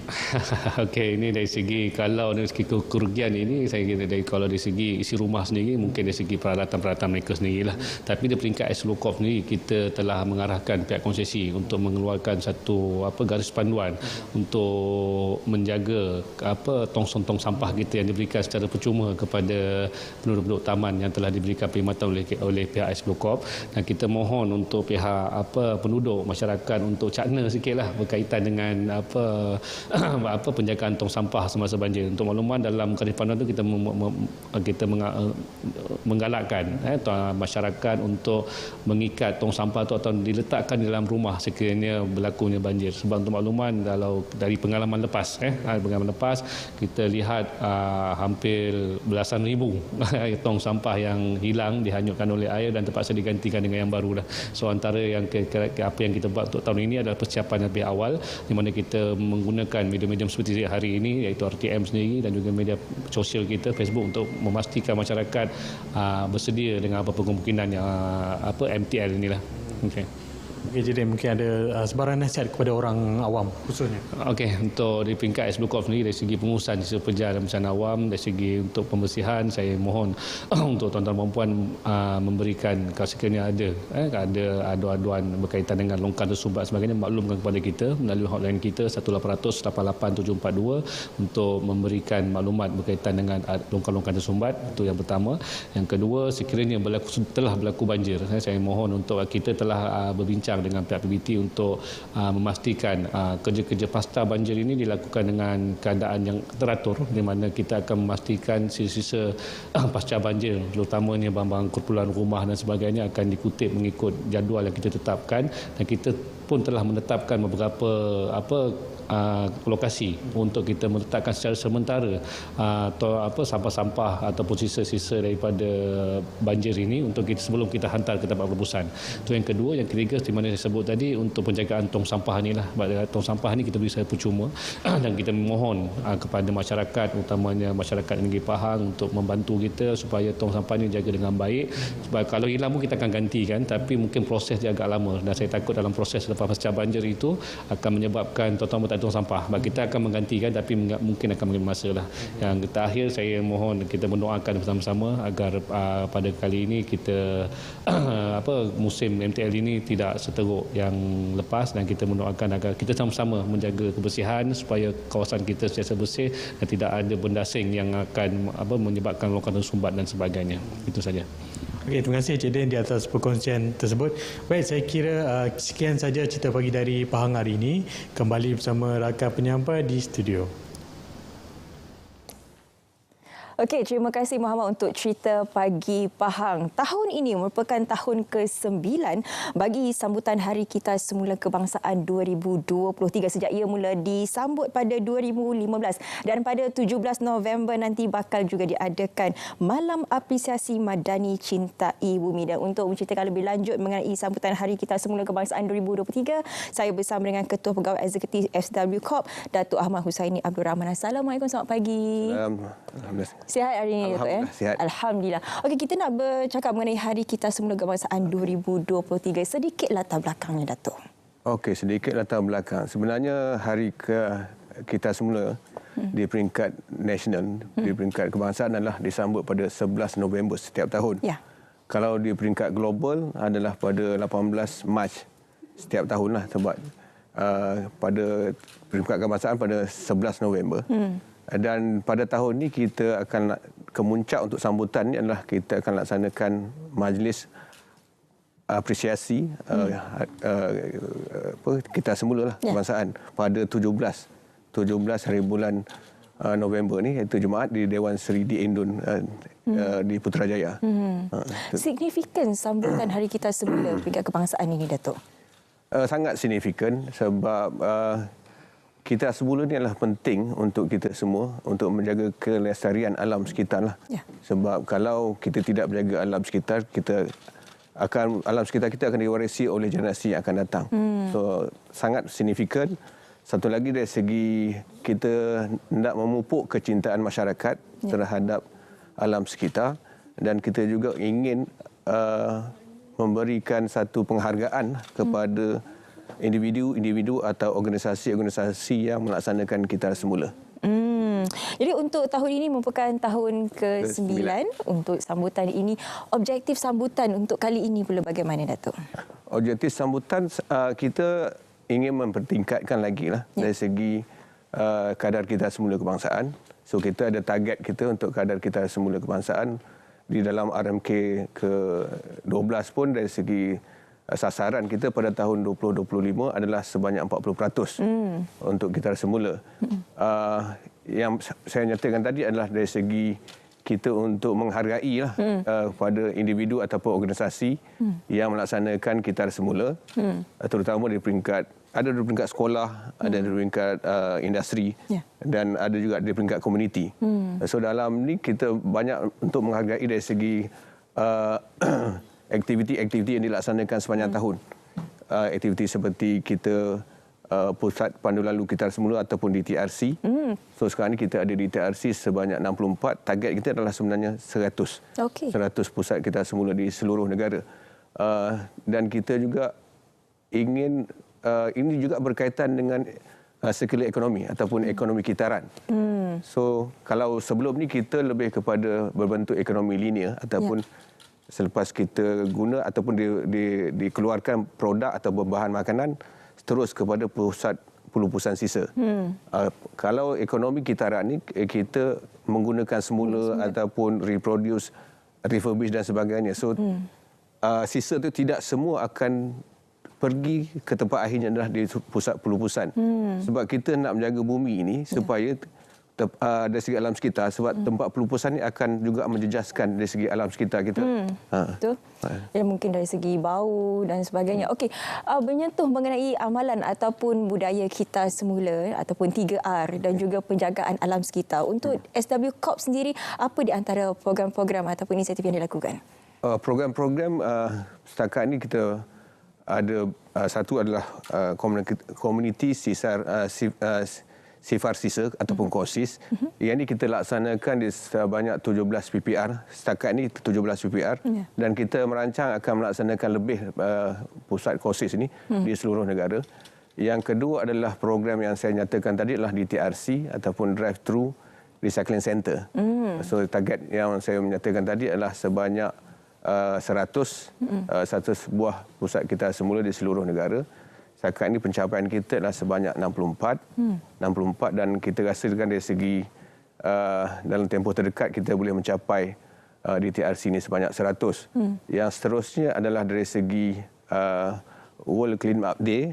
Kita laksanakan sejak tahun 2019 kalau tak silap saya. Sebanyak sekarang ini kita telah lakukan di sebanyak 851 lokasi. Okey. So jumlah sisa yang kita kumpul lebih kurang dalam 850,000 kilogram. Selain itu kita juga ada bekerjasama dengan Majlis Reka Bentuk Malaysia, iaitu kita melaksanakan Waste to Wealth Innovation. Itu buat reka bentuk ini sekali berkaitan dengan ekonomi kitaran tadilah. Yang seterusnya kita ada program PERKIS. Pertandingan kita semula di peringkat sekolah. Okey. Pada tahun ini penyertaan amat menggalakkan, sebanyak lebih kurang 1,465 buah sekolah terlibat dalam program PERKIS. Ingat sepanjang kita melaksanakan PERKIS daripada 8 tahun yang lalu, jumlah kutipan sampah dah lebih kurang 2-3 juta tan lah juga kita kumpul untuk sisa ni. Dan dari segi pendapatan yang dijana ataupun jualan, hasil jualan yang dijana adalah lebih kurang 1.7 juta. So sebenarnya dari segi sisa tinggi ni, impaknya. Sisa ni sebenarnya impaknya adalah dia boleh menjana pendapatan tambahan kepada penduduk. Yang lain-lain kita ada lagi apa lagi? Kita juga ada melaksanakan sukarelawan, sukarelawan hero kebersihan. Yang ini pun saya jemputlah untuk rakyat Malaysia untuk menyertai sukarelawan hero kebersihan ni dan boleh kita layari dan boleh mendaftarkan diri di sukarelawan@swcorp.my. Okey. Setakat ini sebanyak 23,000 lah. Okey. 23,000 yang menyertai. Selain daripada itu, untuk industri kita juga ada untuk kempen kesedaran lah kita laksanakan. Yang sebenarnya sebelum kita pergi kitar semula, yang paling penting adalah pengasingan sisa di punca. Okey. Separation at source. Faham? Maksud separation at source dekat rumah tu. Kita dah asing-asingkan dah. Kita asing-asingkan. Kebanyakan tidak diasingkan. Sisa makanan kena asingkan. Plastik, kertas, botol dan kaca kena asingkan. Ya, ini satu budaya yang perlu kita lakukan sebenarnya daripada rumah ini. Tak kita letak semua campak satu tong sampah, lepas terus buang. Okey, Datuk, untuk berbalik kepada sambutan tahun ini, sambutan yang ke-9 ini, tema yang diangkat untuk tahun ini. Tema yang kita angkat adalah Madani Cintai Bumi. Okey. So kalau kita tengok Madani Cintai Bumi ini, semua orang bercerita berkaitan dengan Madani. So kena faham dari segi Madani itu ada 6 elemen. Kenapa kita pilih adalah elemen Madani adalah merangkumi semua 3R dan pengasingan sisa tadi. Betul. M yang pertama adalah kemampanan. Pembangunan kena mampan selari dengan kelestarian alam sekitar. So kita kena menjaga dari segi dalam membangun, kita kena menjaga kelestarian alam sekitar supaya untuk generasi akan datang dapat mewarisi bumi yang indah dan segar. Betul. Ini yang juga kedua, untuk anak cucu kita lah. Anak cucu kita. Yang kedua adalah dari segi kesejahteraan. Itu elemen kedua dalam Madani. So kesejahteraan ni maksudnya kalau kita mewarisi bumi ini kepada anak cucu kita, so kehidupan mereka akan menjadi lebih sejahtera dan di samping itu dalam elemen 3R ni juga akan menjana pendapatan tambahan kepada rakyat. Itu antara elemen yang penting sebenarnya. Okey, kalau kita menyentuh kepada 17 November di mana bakal diadakan Malam Apresiasi Madani Cintai Bumi. Pengisiannya bagaimana yang untuk ini?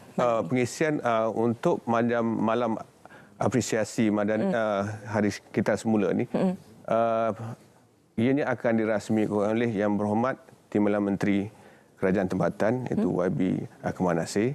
So dalam itu kita akan beri banyak anugerah lah kepada individu atau organisasi yang terlibat dalam aktiviti kita semula seperti anugerah Perkis, anugerah untuk industri yang saya nyatakan tadi dan pelbagai-bagai anugerah lah yang kita untuk menghargai dari segi desain Tewawi pun ada dan sebagainya lah. Okey. Untuk Jadi kalau boleh dikembangkan sikit, bagaimana sebenarnya pemilihan untuk pemenang-pemenang ataupun penerima anugerah ini? Pemilihan kita ada satu jawatankuasa lah untuk di peringkat di SW Corp sendiri dan bersama-sama dengan industri macam untuk yang WAWI tadi Waste to Wealth Innovation, kita bekerjasama dengan Majlis Reka Bentuk Malaysia untuk menentukan pemenang. Okay. Di segi Perkis kita ada jawatankuasa di peringkat SW Corp untuk memastikan dari segi jumlah berapa banyak jumlah kutipan sisa yang dapat dikumpul di peringkat sekolah lah untuk kita tentukan. Tapi dari segi sekolah ni kita bukan berdasarkan kutipan secara keseluruhan tetapi berdasarkan per kapita, berdasarkan jumlah murid. Oh, okey. Macam tu cara pemilihan. Jadi ini pada 17 November ini, Malam Apresiasi Madani Cintai Bumi. Datuk, sedikit harapan daripada SW Corp khususnya dan secara amnya daripada pihak kerajaan KPKT? Okay, harapan dari peringkat SW Corp adalah kita dari segi untuk sisa pekerjaan ini adalah supaya semua masyarakat atau rakyat melaksanakan separation at source ataupun pengasingan sisa di punca ataupun di rumah. Yang kita dan satu lagi adalah untuk mencapai kita punya kadar kita semula kepada 40%. So saya tekankan di sini adalah dari segi kita perlu kepada 4K inilah.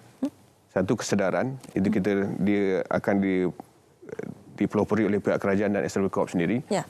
Yang kedua adalah juga dari segi kerajaan adalah kemudahan pusat kita semula, kemudahan pelepasan sampah dan sebagainya. Yang ketiga adalah dari segi kolaborasi.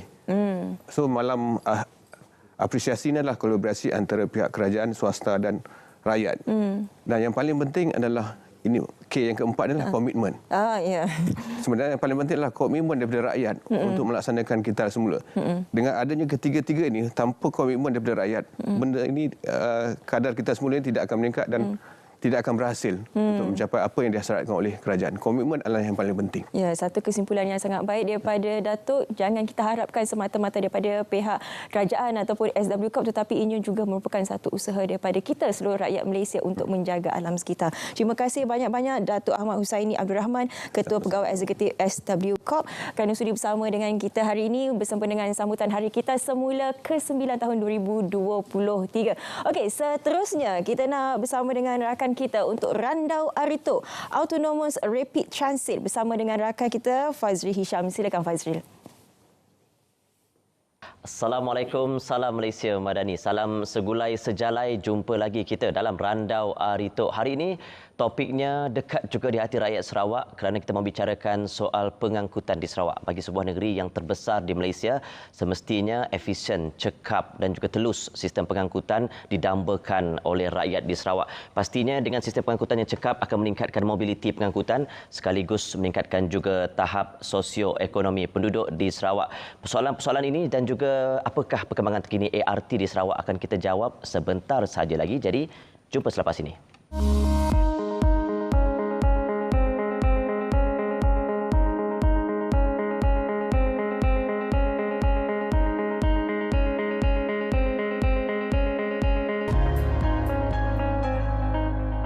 Baiklah, tanpa melengahkan masa, kita perkenalkan saja ke studio kita pada hari ini Randau Arito bersama dengan Yang Berhormat Datuk Seri Lee Kim Shin, Menteri Pengangkutan Sarawak. Datuk Seri sihat? Ya, baik. Terima kasih. Sibuk je. Saya lihat kejap ke kawasan di Senadin, ada ke Bintulu, hari ini ke Kuching. Terima kasih sekali lagi kerana sempat meluangkan masa sekejap ini untuk bersama dengan kami, Datuk Seri. Ya, terima kasihlah atas jemputan kepada saya untuk menyertai program Randau Arito. Datuk Seri, kita membicarakan mengenai pengangkutan ni, saya rasa satu kementerian portfolio yang pegang agak mencabar dan besar juga di Sarawak ini. Pertama sekali kita lihat mengenai ART. Pada mulanya dulu pengumuman daripada Yang Amat Berhormat Premier ialah untuk membina LRT. setelah mengambil kira dari segi kos, jangka masa panjang dan sebagainya, pengumuman seterusnya adalah ART. Boleh Datuk Seri kongsikan apakah sebenarnya perkembangan terkini Automated Rail Transit ini atau ART dan apa perancangannya selepas ini, Datuk Seri? Okey, projek ART ini ataupun dinamakan Autonomous Rapid Transit ataupun dalam Malaysia aliran otomasi adalah satu program di bawah Kuching Urban Transport System ataupun projek sistem pengangkutan Bandar Kuching. Dan projek ini kita sedia maklum bahawa kenderaan prototipe ataupun Autonomous Rapid Transit sedang dalam peringkat ujian rintis. Data yang dikumpul di peringkat ini akan dinilai dan digunakan untuk menambah baik reka bentuk untuk ART kita kemudian hari. Dan juga dijangka unit pertama ART akan sampai ke Kuching pada suku tahun ketiga tahun hadapan, iaitu 2024. Pada masa yang sama, kerja tanah sedang dilakukan untuk depo Rembus dan hampir sedia untuk fasa pembinaan, manakala fasa pembinaan laluan biru dari Rembus ke Stutong dijangka akan bermula pada suku pertama tahun hadapan. Dan ART ini mengikut rancangan kita, iaitu Transit Aerial Automasi, kita akan mengadakan 3 laluan, iaitu laluan biru, merah dan hijau. Laluan biru iaitu daripada Rembus, Kota Samarahan ke Hikmah Exchange, terdapat 15 stesen dan panjangnya ialah 27.6 km.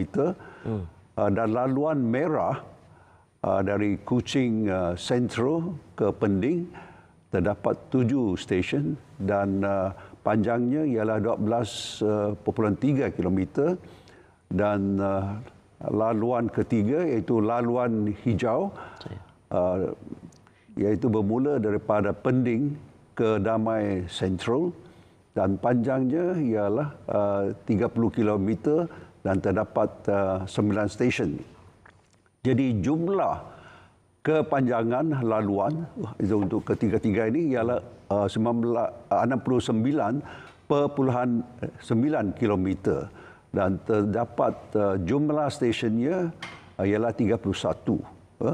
Dan ART yang ini adalah yang pertama di luar negara China yang menggunakan hidrogen, iaitu selain daripada negara China, ART Kuching ialah yang pertama yang menggunakan hidrogen di dunia ini.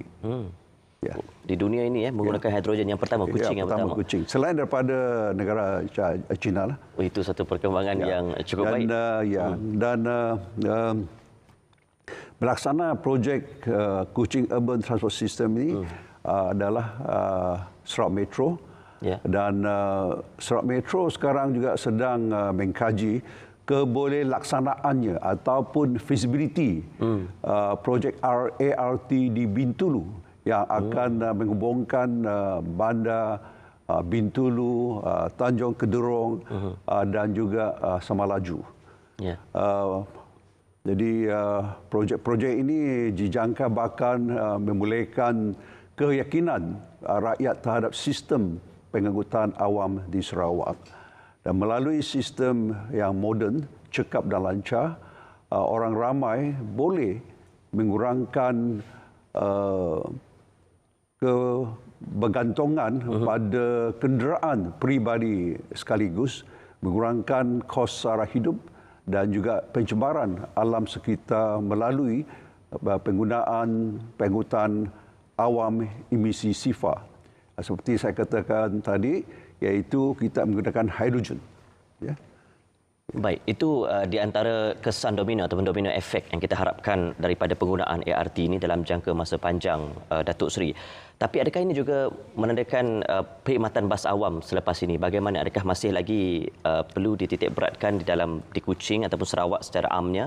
Dan apa mungkin perancangan inisiatif pihak kementerian sendiri untuk memperkasa jaringan perkhidmatan bas awam di negeri ini, Datuk Seri? Ya, terima kasih. Di Sarawak, perkhidmatan bas awam memainkan peranan penting bagi mereka yang tiada kenderaan peribadi.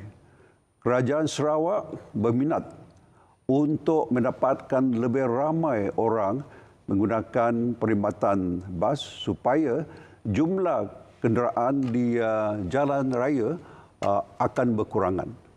Lebih-lebih lagi terdapat bukti bahawa semakin ramai orang telah menyedari bahawa terdapat cara lain untuk melakukan perjalanan selain memandu secara peribadi dan mengalami tekanan dalam kesesakan lalu lintas. Untuk berkongsi dengan anda, saya pernah menaiki bas awam di Kuching, Miri dan Sibu secara peribadi untuk mendapatkan maklum balas daripada para penumpang.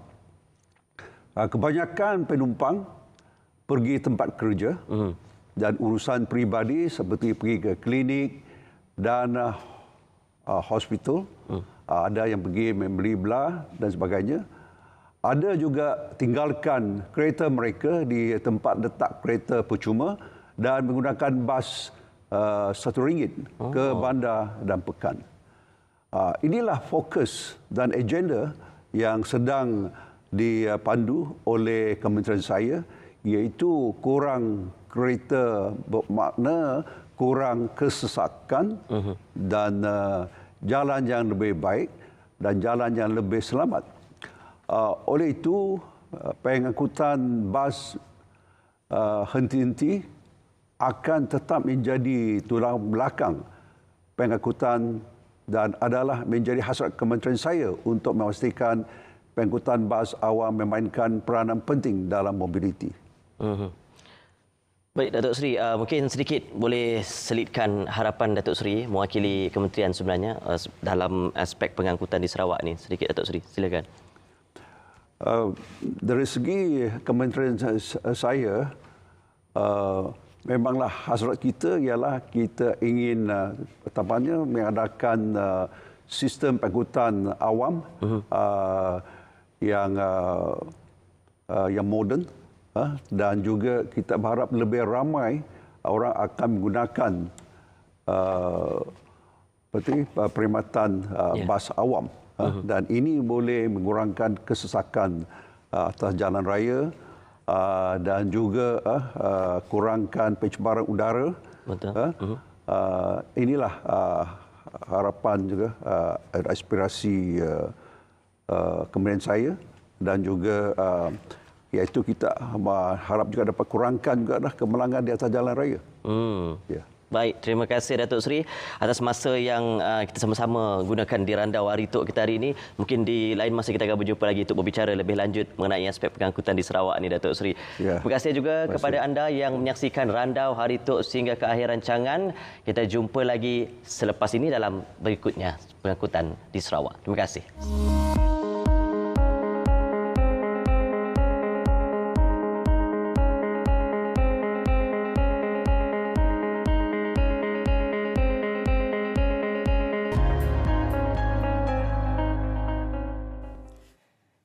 Terima kasih rakan pengacara kami untuk Randau Aritok Autonomous Rapid Transit Fazril Hisham di Sarawak. Seterusnya kita nak ke Sarawak lagi. Ya? Kita nak ke kawasan Pedalaman Bintulu untuk kita lihat makan tradisi etnik Vai bersama rakan penerbit kita di sana, Siti Nurul Husna Bokhari. Silakan.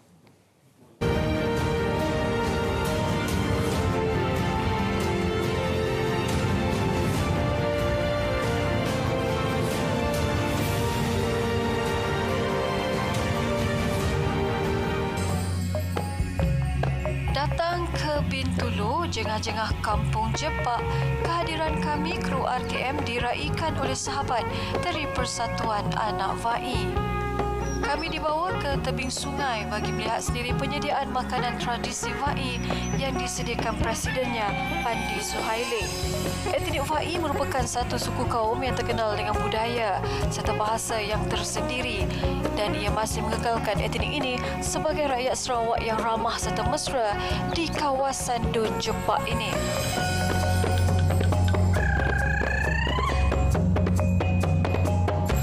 Seberat 7 kilogram yang baharu dibawa naik nelayan bakal menjadi hidangan umai yang cukup segar dengan penyediaannya yang begitu mudah. 7 kilo. 7 kilo beratnya. Jadi sekarang ni saya akan tunjukkan macam mana cara kita untuk membuat umai.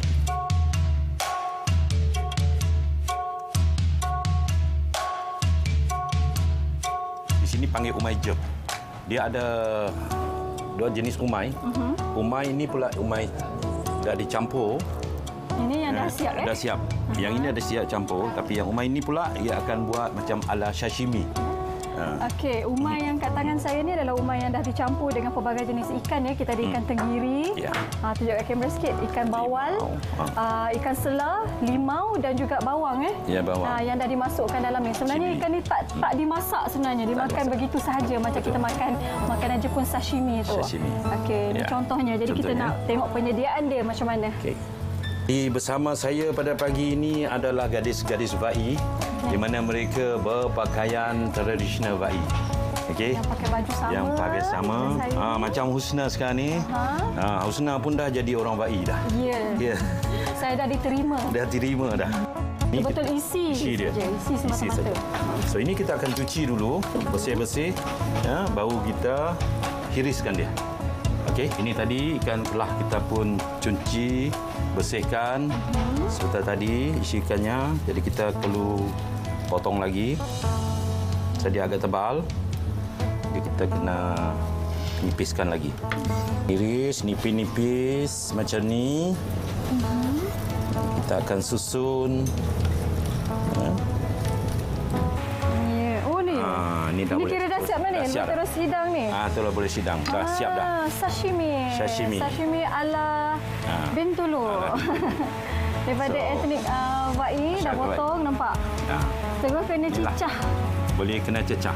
Ya. Jadi okey, macam ni cara dia kaedah dia. yes, perempuan. Betul. Pandai dah. Kita cecah dengan sambal yang dah disediakan lebih awal tadi. Sambal ni daripada belacan, cili. Yes. Limau. Bawang. Bawang dan juga limau. Okey, jadi saya nak makan. Bismillahirrahmanirrahim. Okey. Okey, bismillahirrahmanirrahim. Enak rasa dia? Syabab dia akan makan je ni. Dia dah ambil isi ikan. Kemudian dia cecah. Tadi dia akan makan tempi. Itulah cara dia. Kita tunjukkan macam mana cara-cara membuat umai ikan, iaitu ikan tadi, ikan tuna sirip kuning, ya daripada makanan tradisional masyarakat Vai kita di Bintulu ini. Jadi banyak lagi makanan-makanan lain yang kita akan tunjukkan lepas ini. Jadi stay tune. Kak Rosnah yang juga ahli Persatuan Anak Vai yang diterima. Kita gaul-gaulkan kelapa parut dan juga tepung sagu. Api sederhana. Pastikan kita punya pan tebal. Dia tak boleh guna kuali biasa tu. Kena pakai yang pan tebal. Sebab kalau kuali yang biasa dia tak sesuai, nanti dia cepat hangit. Okey, kita ratakan dia ke atas pan ni. Tak payah tebal sangat. Tak sampai 5 minit. Tak sampai 5 minit dah boleh makan lempeng. Dah boleh makan. Okey, kita cuba Kita ke sebelah sini. Kita ada satu lagi masakan tradisi. Ini masakan yang dipanggil Tiong. Bahan utama dia kelapa. Kita simpan sinilah kelapa. Kita simpan sikit.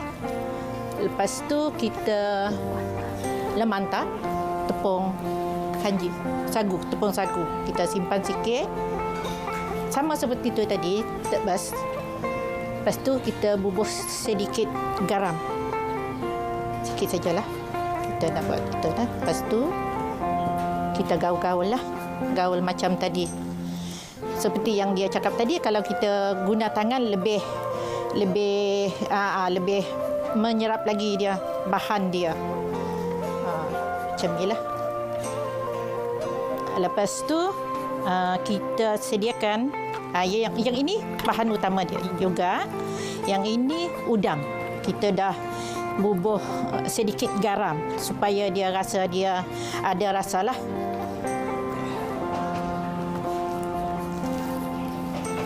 Lepas tu kita bubuh sikit di atas dia. Lepas tu kita tutup. Lepas tu macam ni lah cara dia. Lepas tu kita bakar atas api je lah.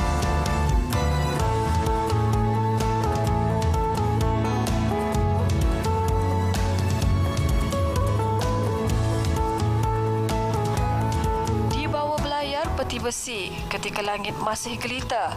Masakan umai cukup tradisi. Bumi Kenyalang, negeri tercinta. Pasti kami akan merindui anak-anak VAI dan semua keunikan dan kemesraan yang meresap ke sanubari oleh mereka di Bintulu ini.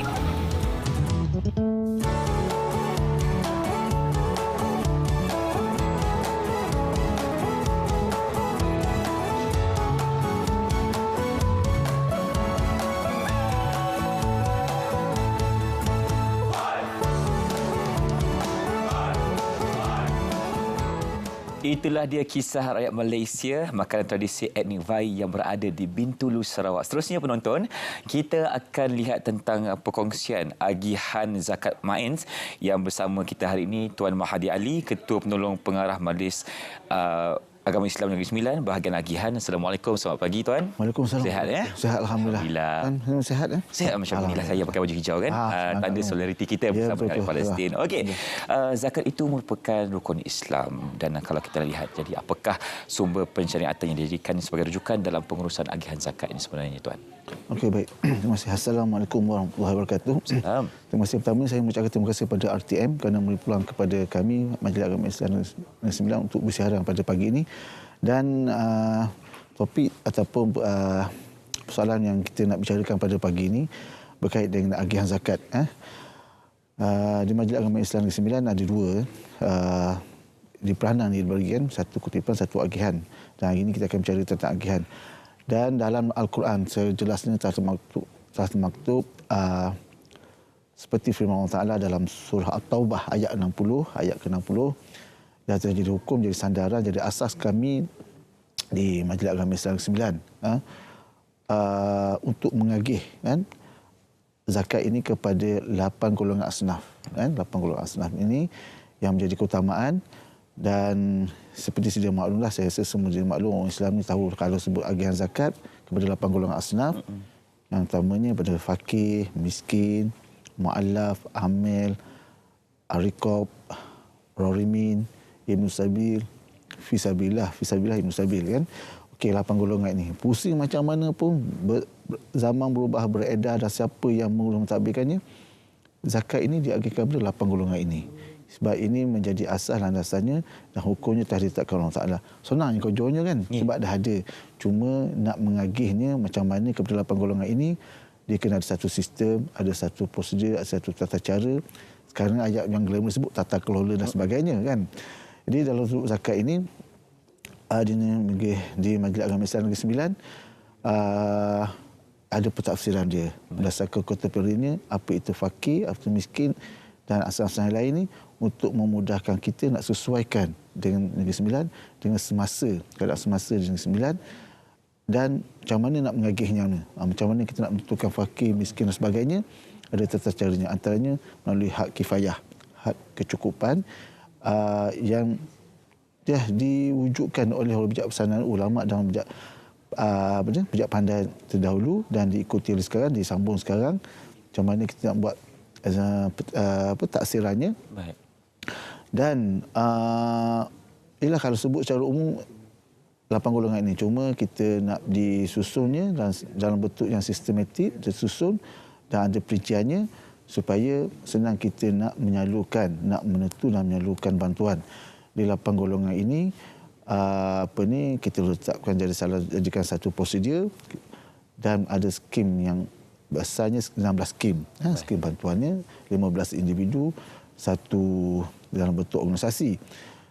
Dan ada pecahan-pecahan di bawahnya untuk kita untuk mudahkan dari melaksanakan pengagihan bantuan zakat kepada golongan sasar, itu 8 golongan asnaf ini. Al-Amil itu kamilah kan yang bekerja di Majlis Besar ni Amil. Kami ni jawatan kami ada dalam Al-Quran, Amil kan. Mungkin salah satu jawatan yang ada dalam Al-Quran. Okey, baik. Dan apabila sebut Majlis Agama Islam Negeri 9 ialah satu institusi, satu badan yang diberi amanah, diberi tanggungjawab untuk mengurus potensi zakat, potensi kutipan zakat serta mengagihkan secara efisien, efektif, berkesan berdasarkan tuntutan syarak. Tuntutan syarak. Jadi kita mengagihkannya.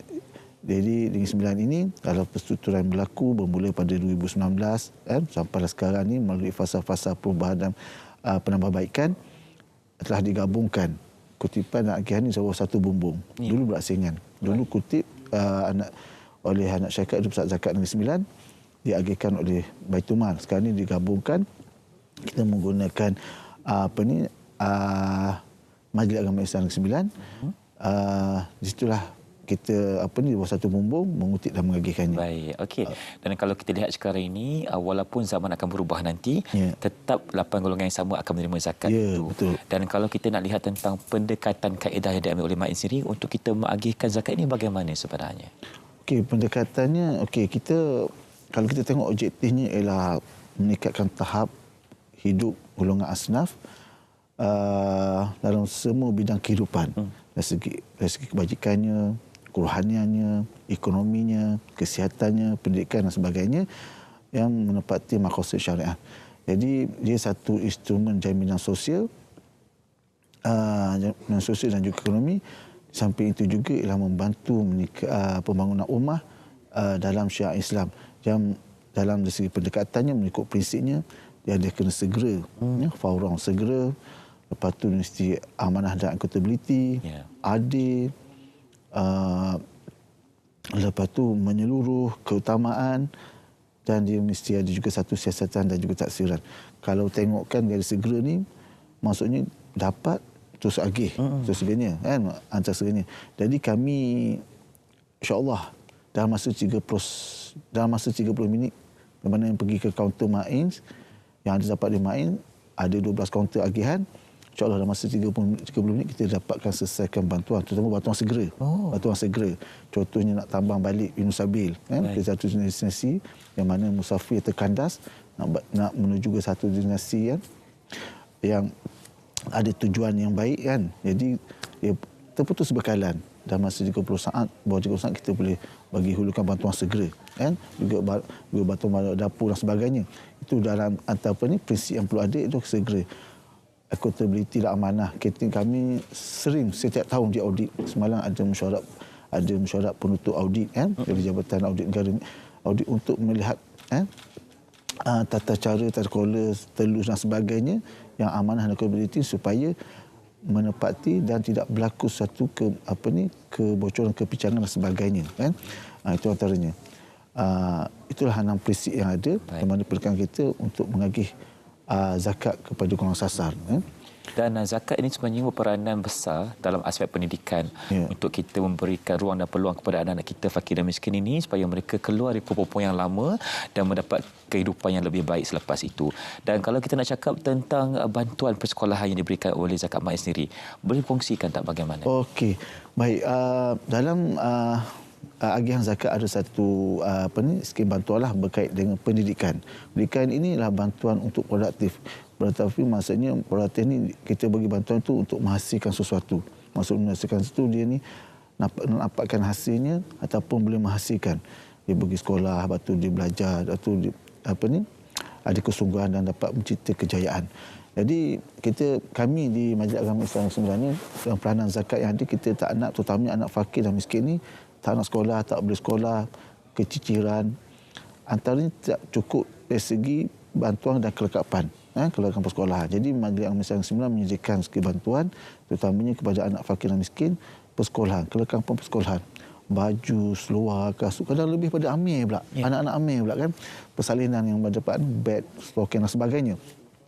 Dan pula kita bagi bantuan tunai juga untuk prasekolah, kita bagi lebih kurang 150 dan yang sekolah rendah RM200 seorang, yang sekolah menengah RM250. Yang biasanya dulu kalau takwim persekolahan ni dah hujung tahun kan, hujung tahun maknanya tak lama lagi akan bulan 12 cuti, bulan 1 akan mula sekolah. Jadi kami tengah sibuk ni. Tapi takwim sekarang ni dah berubah, kita mula persekolahan pada bulan 3.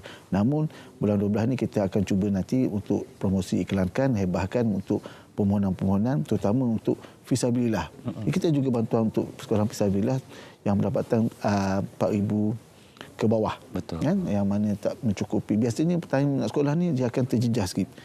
Kalau tu bulan lain mungkin distabil sebab perbelanjaan akan bertambah, terutama anak yang ramai pula. Jadi nak menyediakan perbelanjaan dan kelengkapan sekolahan anak ni, dia akan jadi memerlukan perbelanjaan yang lebih kat situ.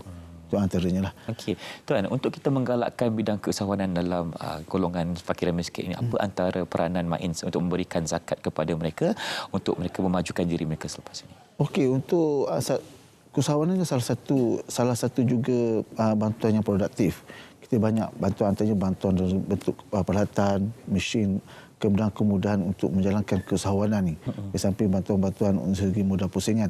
Dan juga kita memberikan kursus latihan dan sebagainya. Bekerjasama dengan agensi-agensi pelaksana atau agensi yang boleh menganjurkan kursus dan juga peningkatan keusahawanan. Kita menjadikan kerjasama konsultan untuk kemahiran dan juga pemantauan serta pemasaran. Kita sesuaikan dengan zaman sekarang ni, dengan digitalnya, asas yang terlibat dengan usahawanan ini mesti menguasai ilmu-ilmu ni lah. Ilmu berkait dengan usahawan digital sekarang ni. Itu sebab sekarang ni ialah adalah mayanya, hujung jarinya dan sebagainya.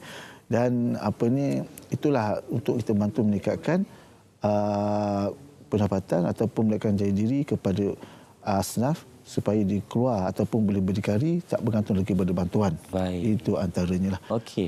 Kabar baik kepada rakyat Negeri Sembilan apabila MAINS sendiri memberikan barangan asas secara cashless. Betul? Jadi kalau kongsikan tentang perkara ini, apa yang perlu kita tahu dan bagaimana untuk mendapatkan barangan asas seperti ini? Okey, baik. Kita baru mula pada bulan Oktober yang lalu satu pendekatan ataupun transformasi perubahan yang dilakukan daripada sistem konvensional kepada sistem bayaran tanpa tunai ataupun sistem tanpa tunai ini, di mana asnaf fakir miskin mereka menerima bantuan bulanan tunai dan sama ada tambahan bantuan barang dapur keperluan asas. Antaranya asnaf fakir miskin ini boleh menambil barang atau menurun barang di kedai panel rantik dengan membawa IC saja, kad pengenalan, dan kad pengenalan ini dia akan dia mengambil barang dan hanya bawa kad pengenalan, dia akan tebus melalui sentuh di terminal yang disediakan kedai panel. Jadi alhamdulillah atas pertambahan kutipan zakat bagi keluarga yang sisi rumah 3 ke bawah akan dapat RM100 dan 4 ke atas sisi rumah akan mendapat RM200 untuk barang keperluan asas ni lah. Dan mungkin kan kita dah hujung ni kan, saya nak tambah sikit lagi. Silakan, apa tu penutupnya kan. Sekarang kita tengah kuat kempen solidariti. Hari ni hijau. Saya semalam baju hijau. Hari nak pakai hijau. Takut sama. Tersedar lambat kempen tu. Jadi takut berulang baju yang sama hijau. Jadi kempen kuat, kita boleh menjadikan galakan dan semangat kan. Contoh sekarang ni solidariti Palestin. Jadi kami juga kempen untuk menaikkan zakat di Majlis Agama Islam Negeri Sembilan. Ni dah masuk timur laut. Betul. Mungkin dah masuk musim hujan dan biasanya di Malaysia ni termasuk juga di Negeri Sembilan akan berlaku biasanya hujan yang lebat, air melimpah, banjir dan sebagainya, akan berlaku rumah yang kena air atau berlaku tanah runtuh ataupun kerosakan dan sebagainya. Kita ada bantuan, insya-Allah kami bersedia. Dan pada sama musim hujung tahun ini juga kita juga ada 9.5 lagi untuk menghabiskan tahun 2023 ni kempen bayar zakat. Kan boleh bagi kaunter-kaunter zakat di Negeri Sembilan, ada 12 kaunter untuk menaikkan zakat, dan kita ada juga bayaran secara dalam talian www.mains7zakat7 .biz kan, boleh layari website MAINS yang boleh layari website MAINS. Di situ boleh pilih nak bayar jenis zakat dan jenis bentuk bayaran kan, FPS dan sebagainya. Sekarang dah banyak. Yang mana kemudahan yang kita berikan kepada nak keluar takut hujan lebat apa semua kaunter boleh bayar dalam hujung jari. Hujung jari saja. Banyak kemudahan yang disediakan.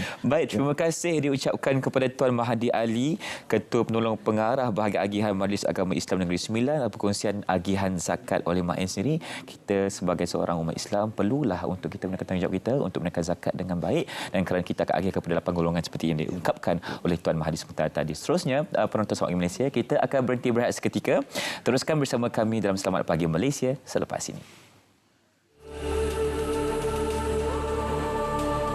Excellencies, with due humility, I call upon each of us to strategically employ our diplomatic channels and networks, institute an immediate ceasefire, increase and expedite humanitarian assistance to the people of Gaza, halt all Israeli settlement activity, and settler violence against Palestinians in the West Bank. Immediately cease the forced displacement of civilians. Investigate and prosecute all breaches of international law, including war crimes, through international judicial institutions. Support the Arab Peace Initiative and facilitate negotiations with reputable mediators to advance the two-state solution. With the recognition of an independent state of Palestine based on the pre-1967 borders with East Jerusalem as its capital, and combat the global rise of Islamophobia while safeguarding the right to peaceful expression of support for the Palestinian cause. In closing, allow me to reaffirm Malaysia's ironclad commitment to the Palestinian cause.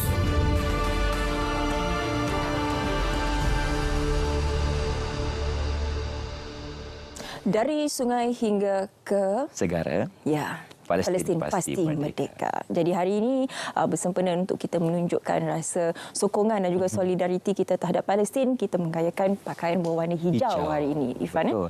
Dan kalau saya nak ajak Syafika sekarang, boleh kita nak foto dulu sebab nanti kita boleh post di sosial media kita tanda solidariti kepada rakyat Palestin. Kita selfie dulu, 1, 2, 3. Okey. Jadi kepada anda juga di luar sana, untuk menunjukkan rasa sokongan kita kepada Palestin, bolehlah bersuah foto dan muat naik di media sosial dengan hashtag bebaskan Palestin, selamatkan Palestin. Ya, dan kalau kita nak ungkapkan lagi sekali, perkara ini sudah berlarutan lebih daripada berpuluh-puluh tahun.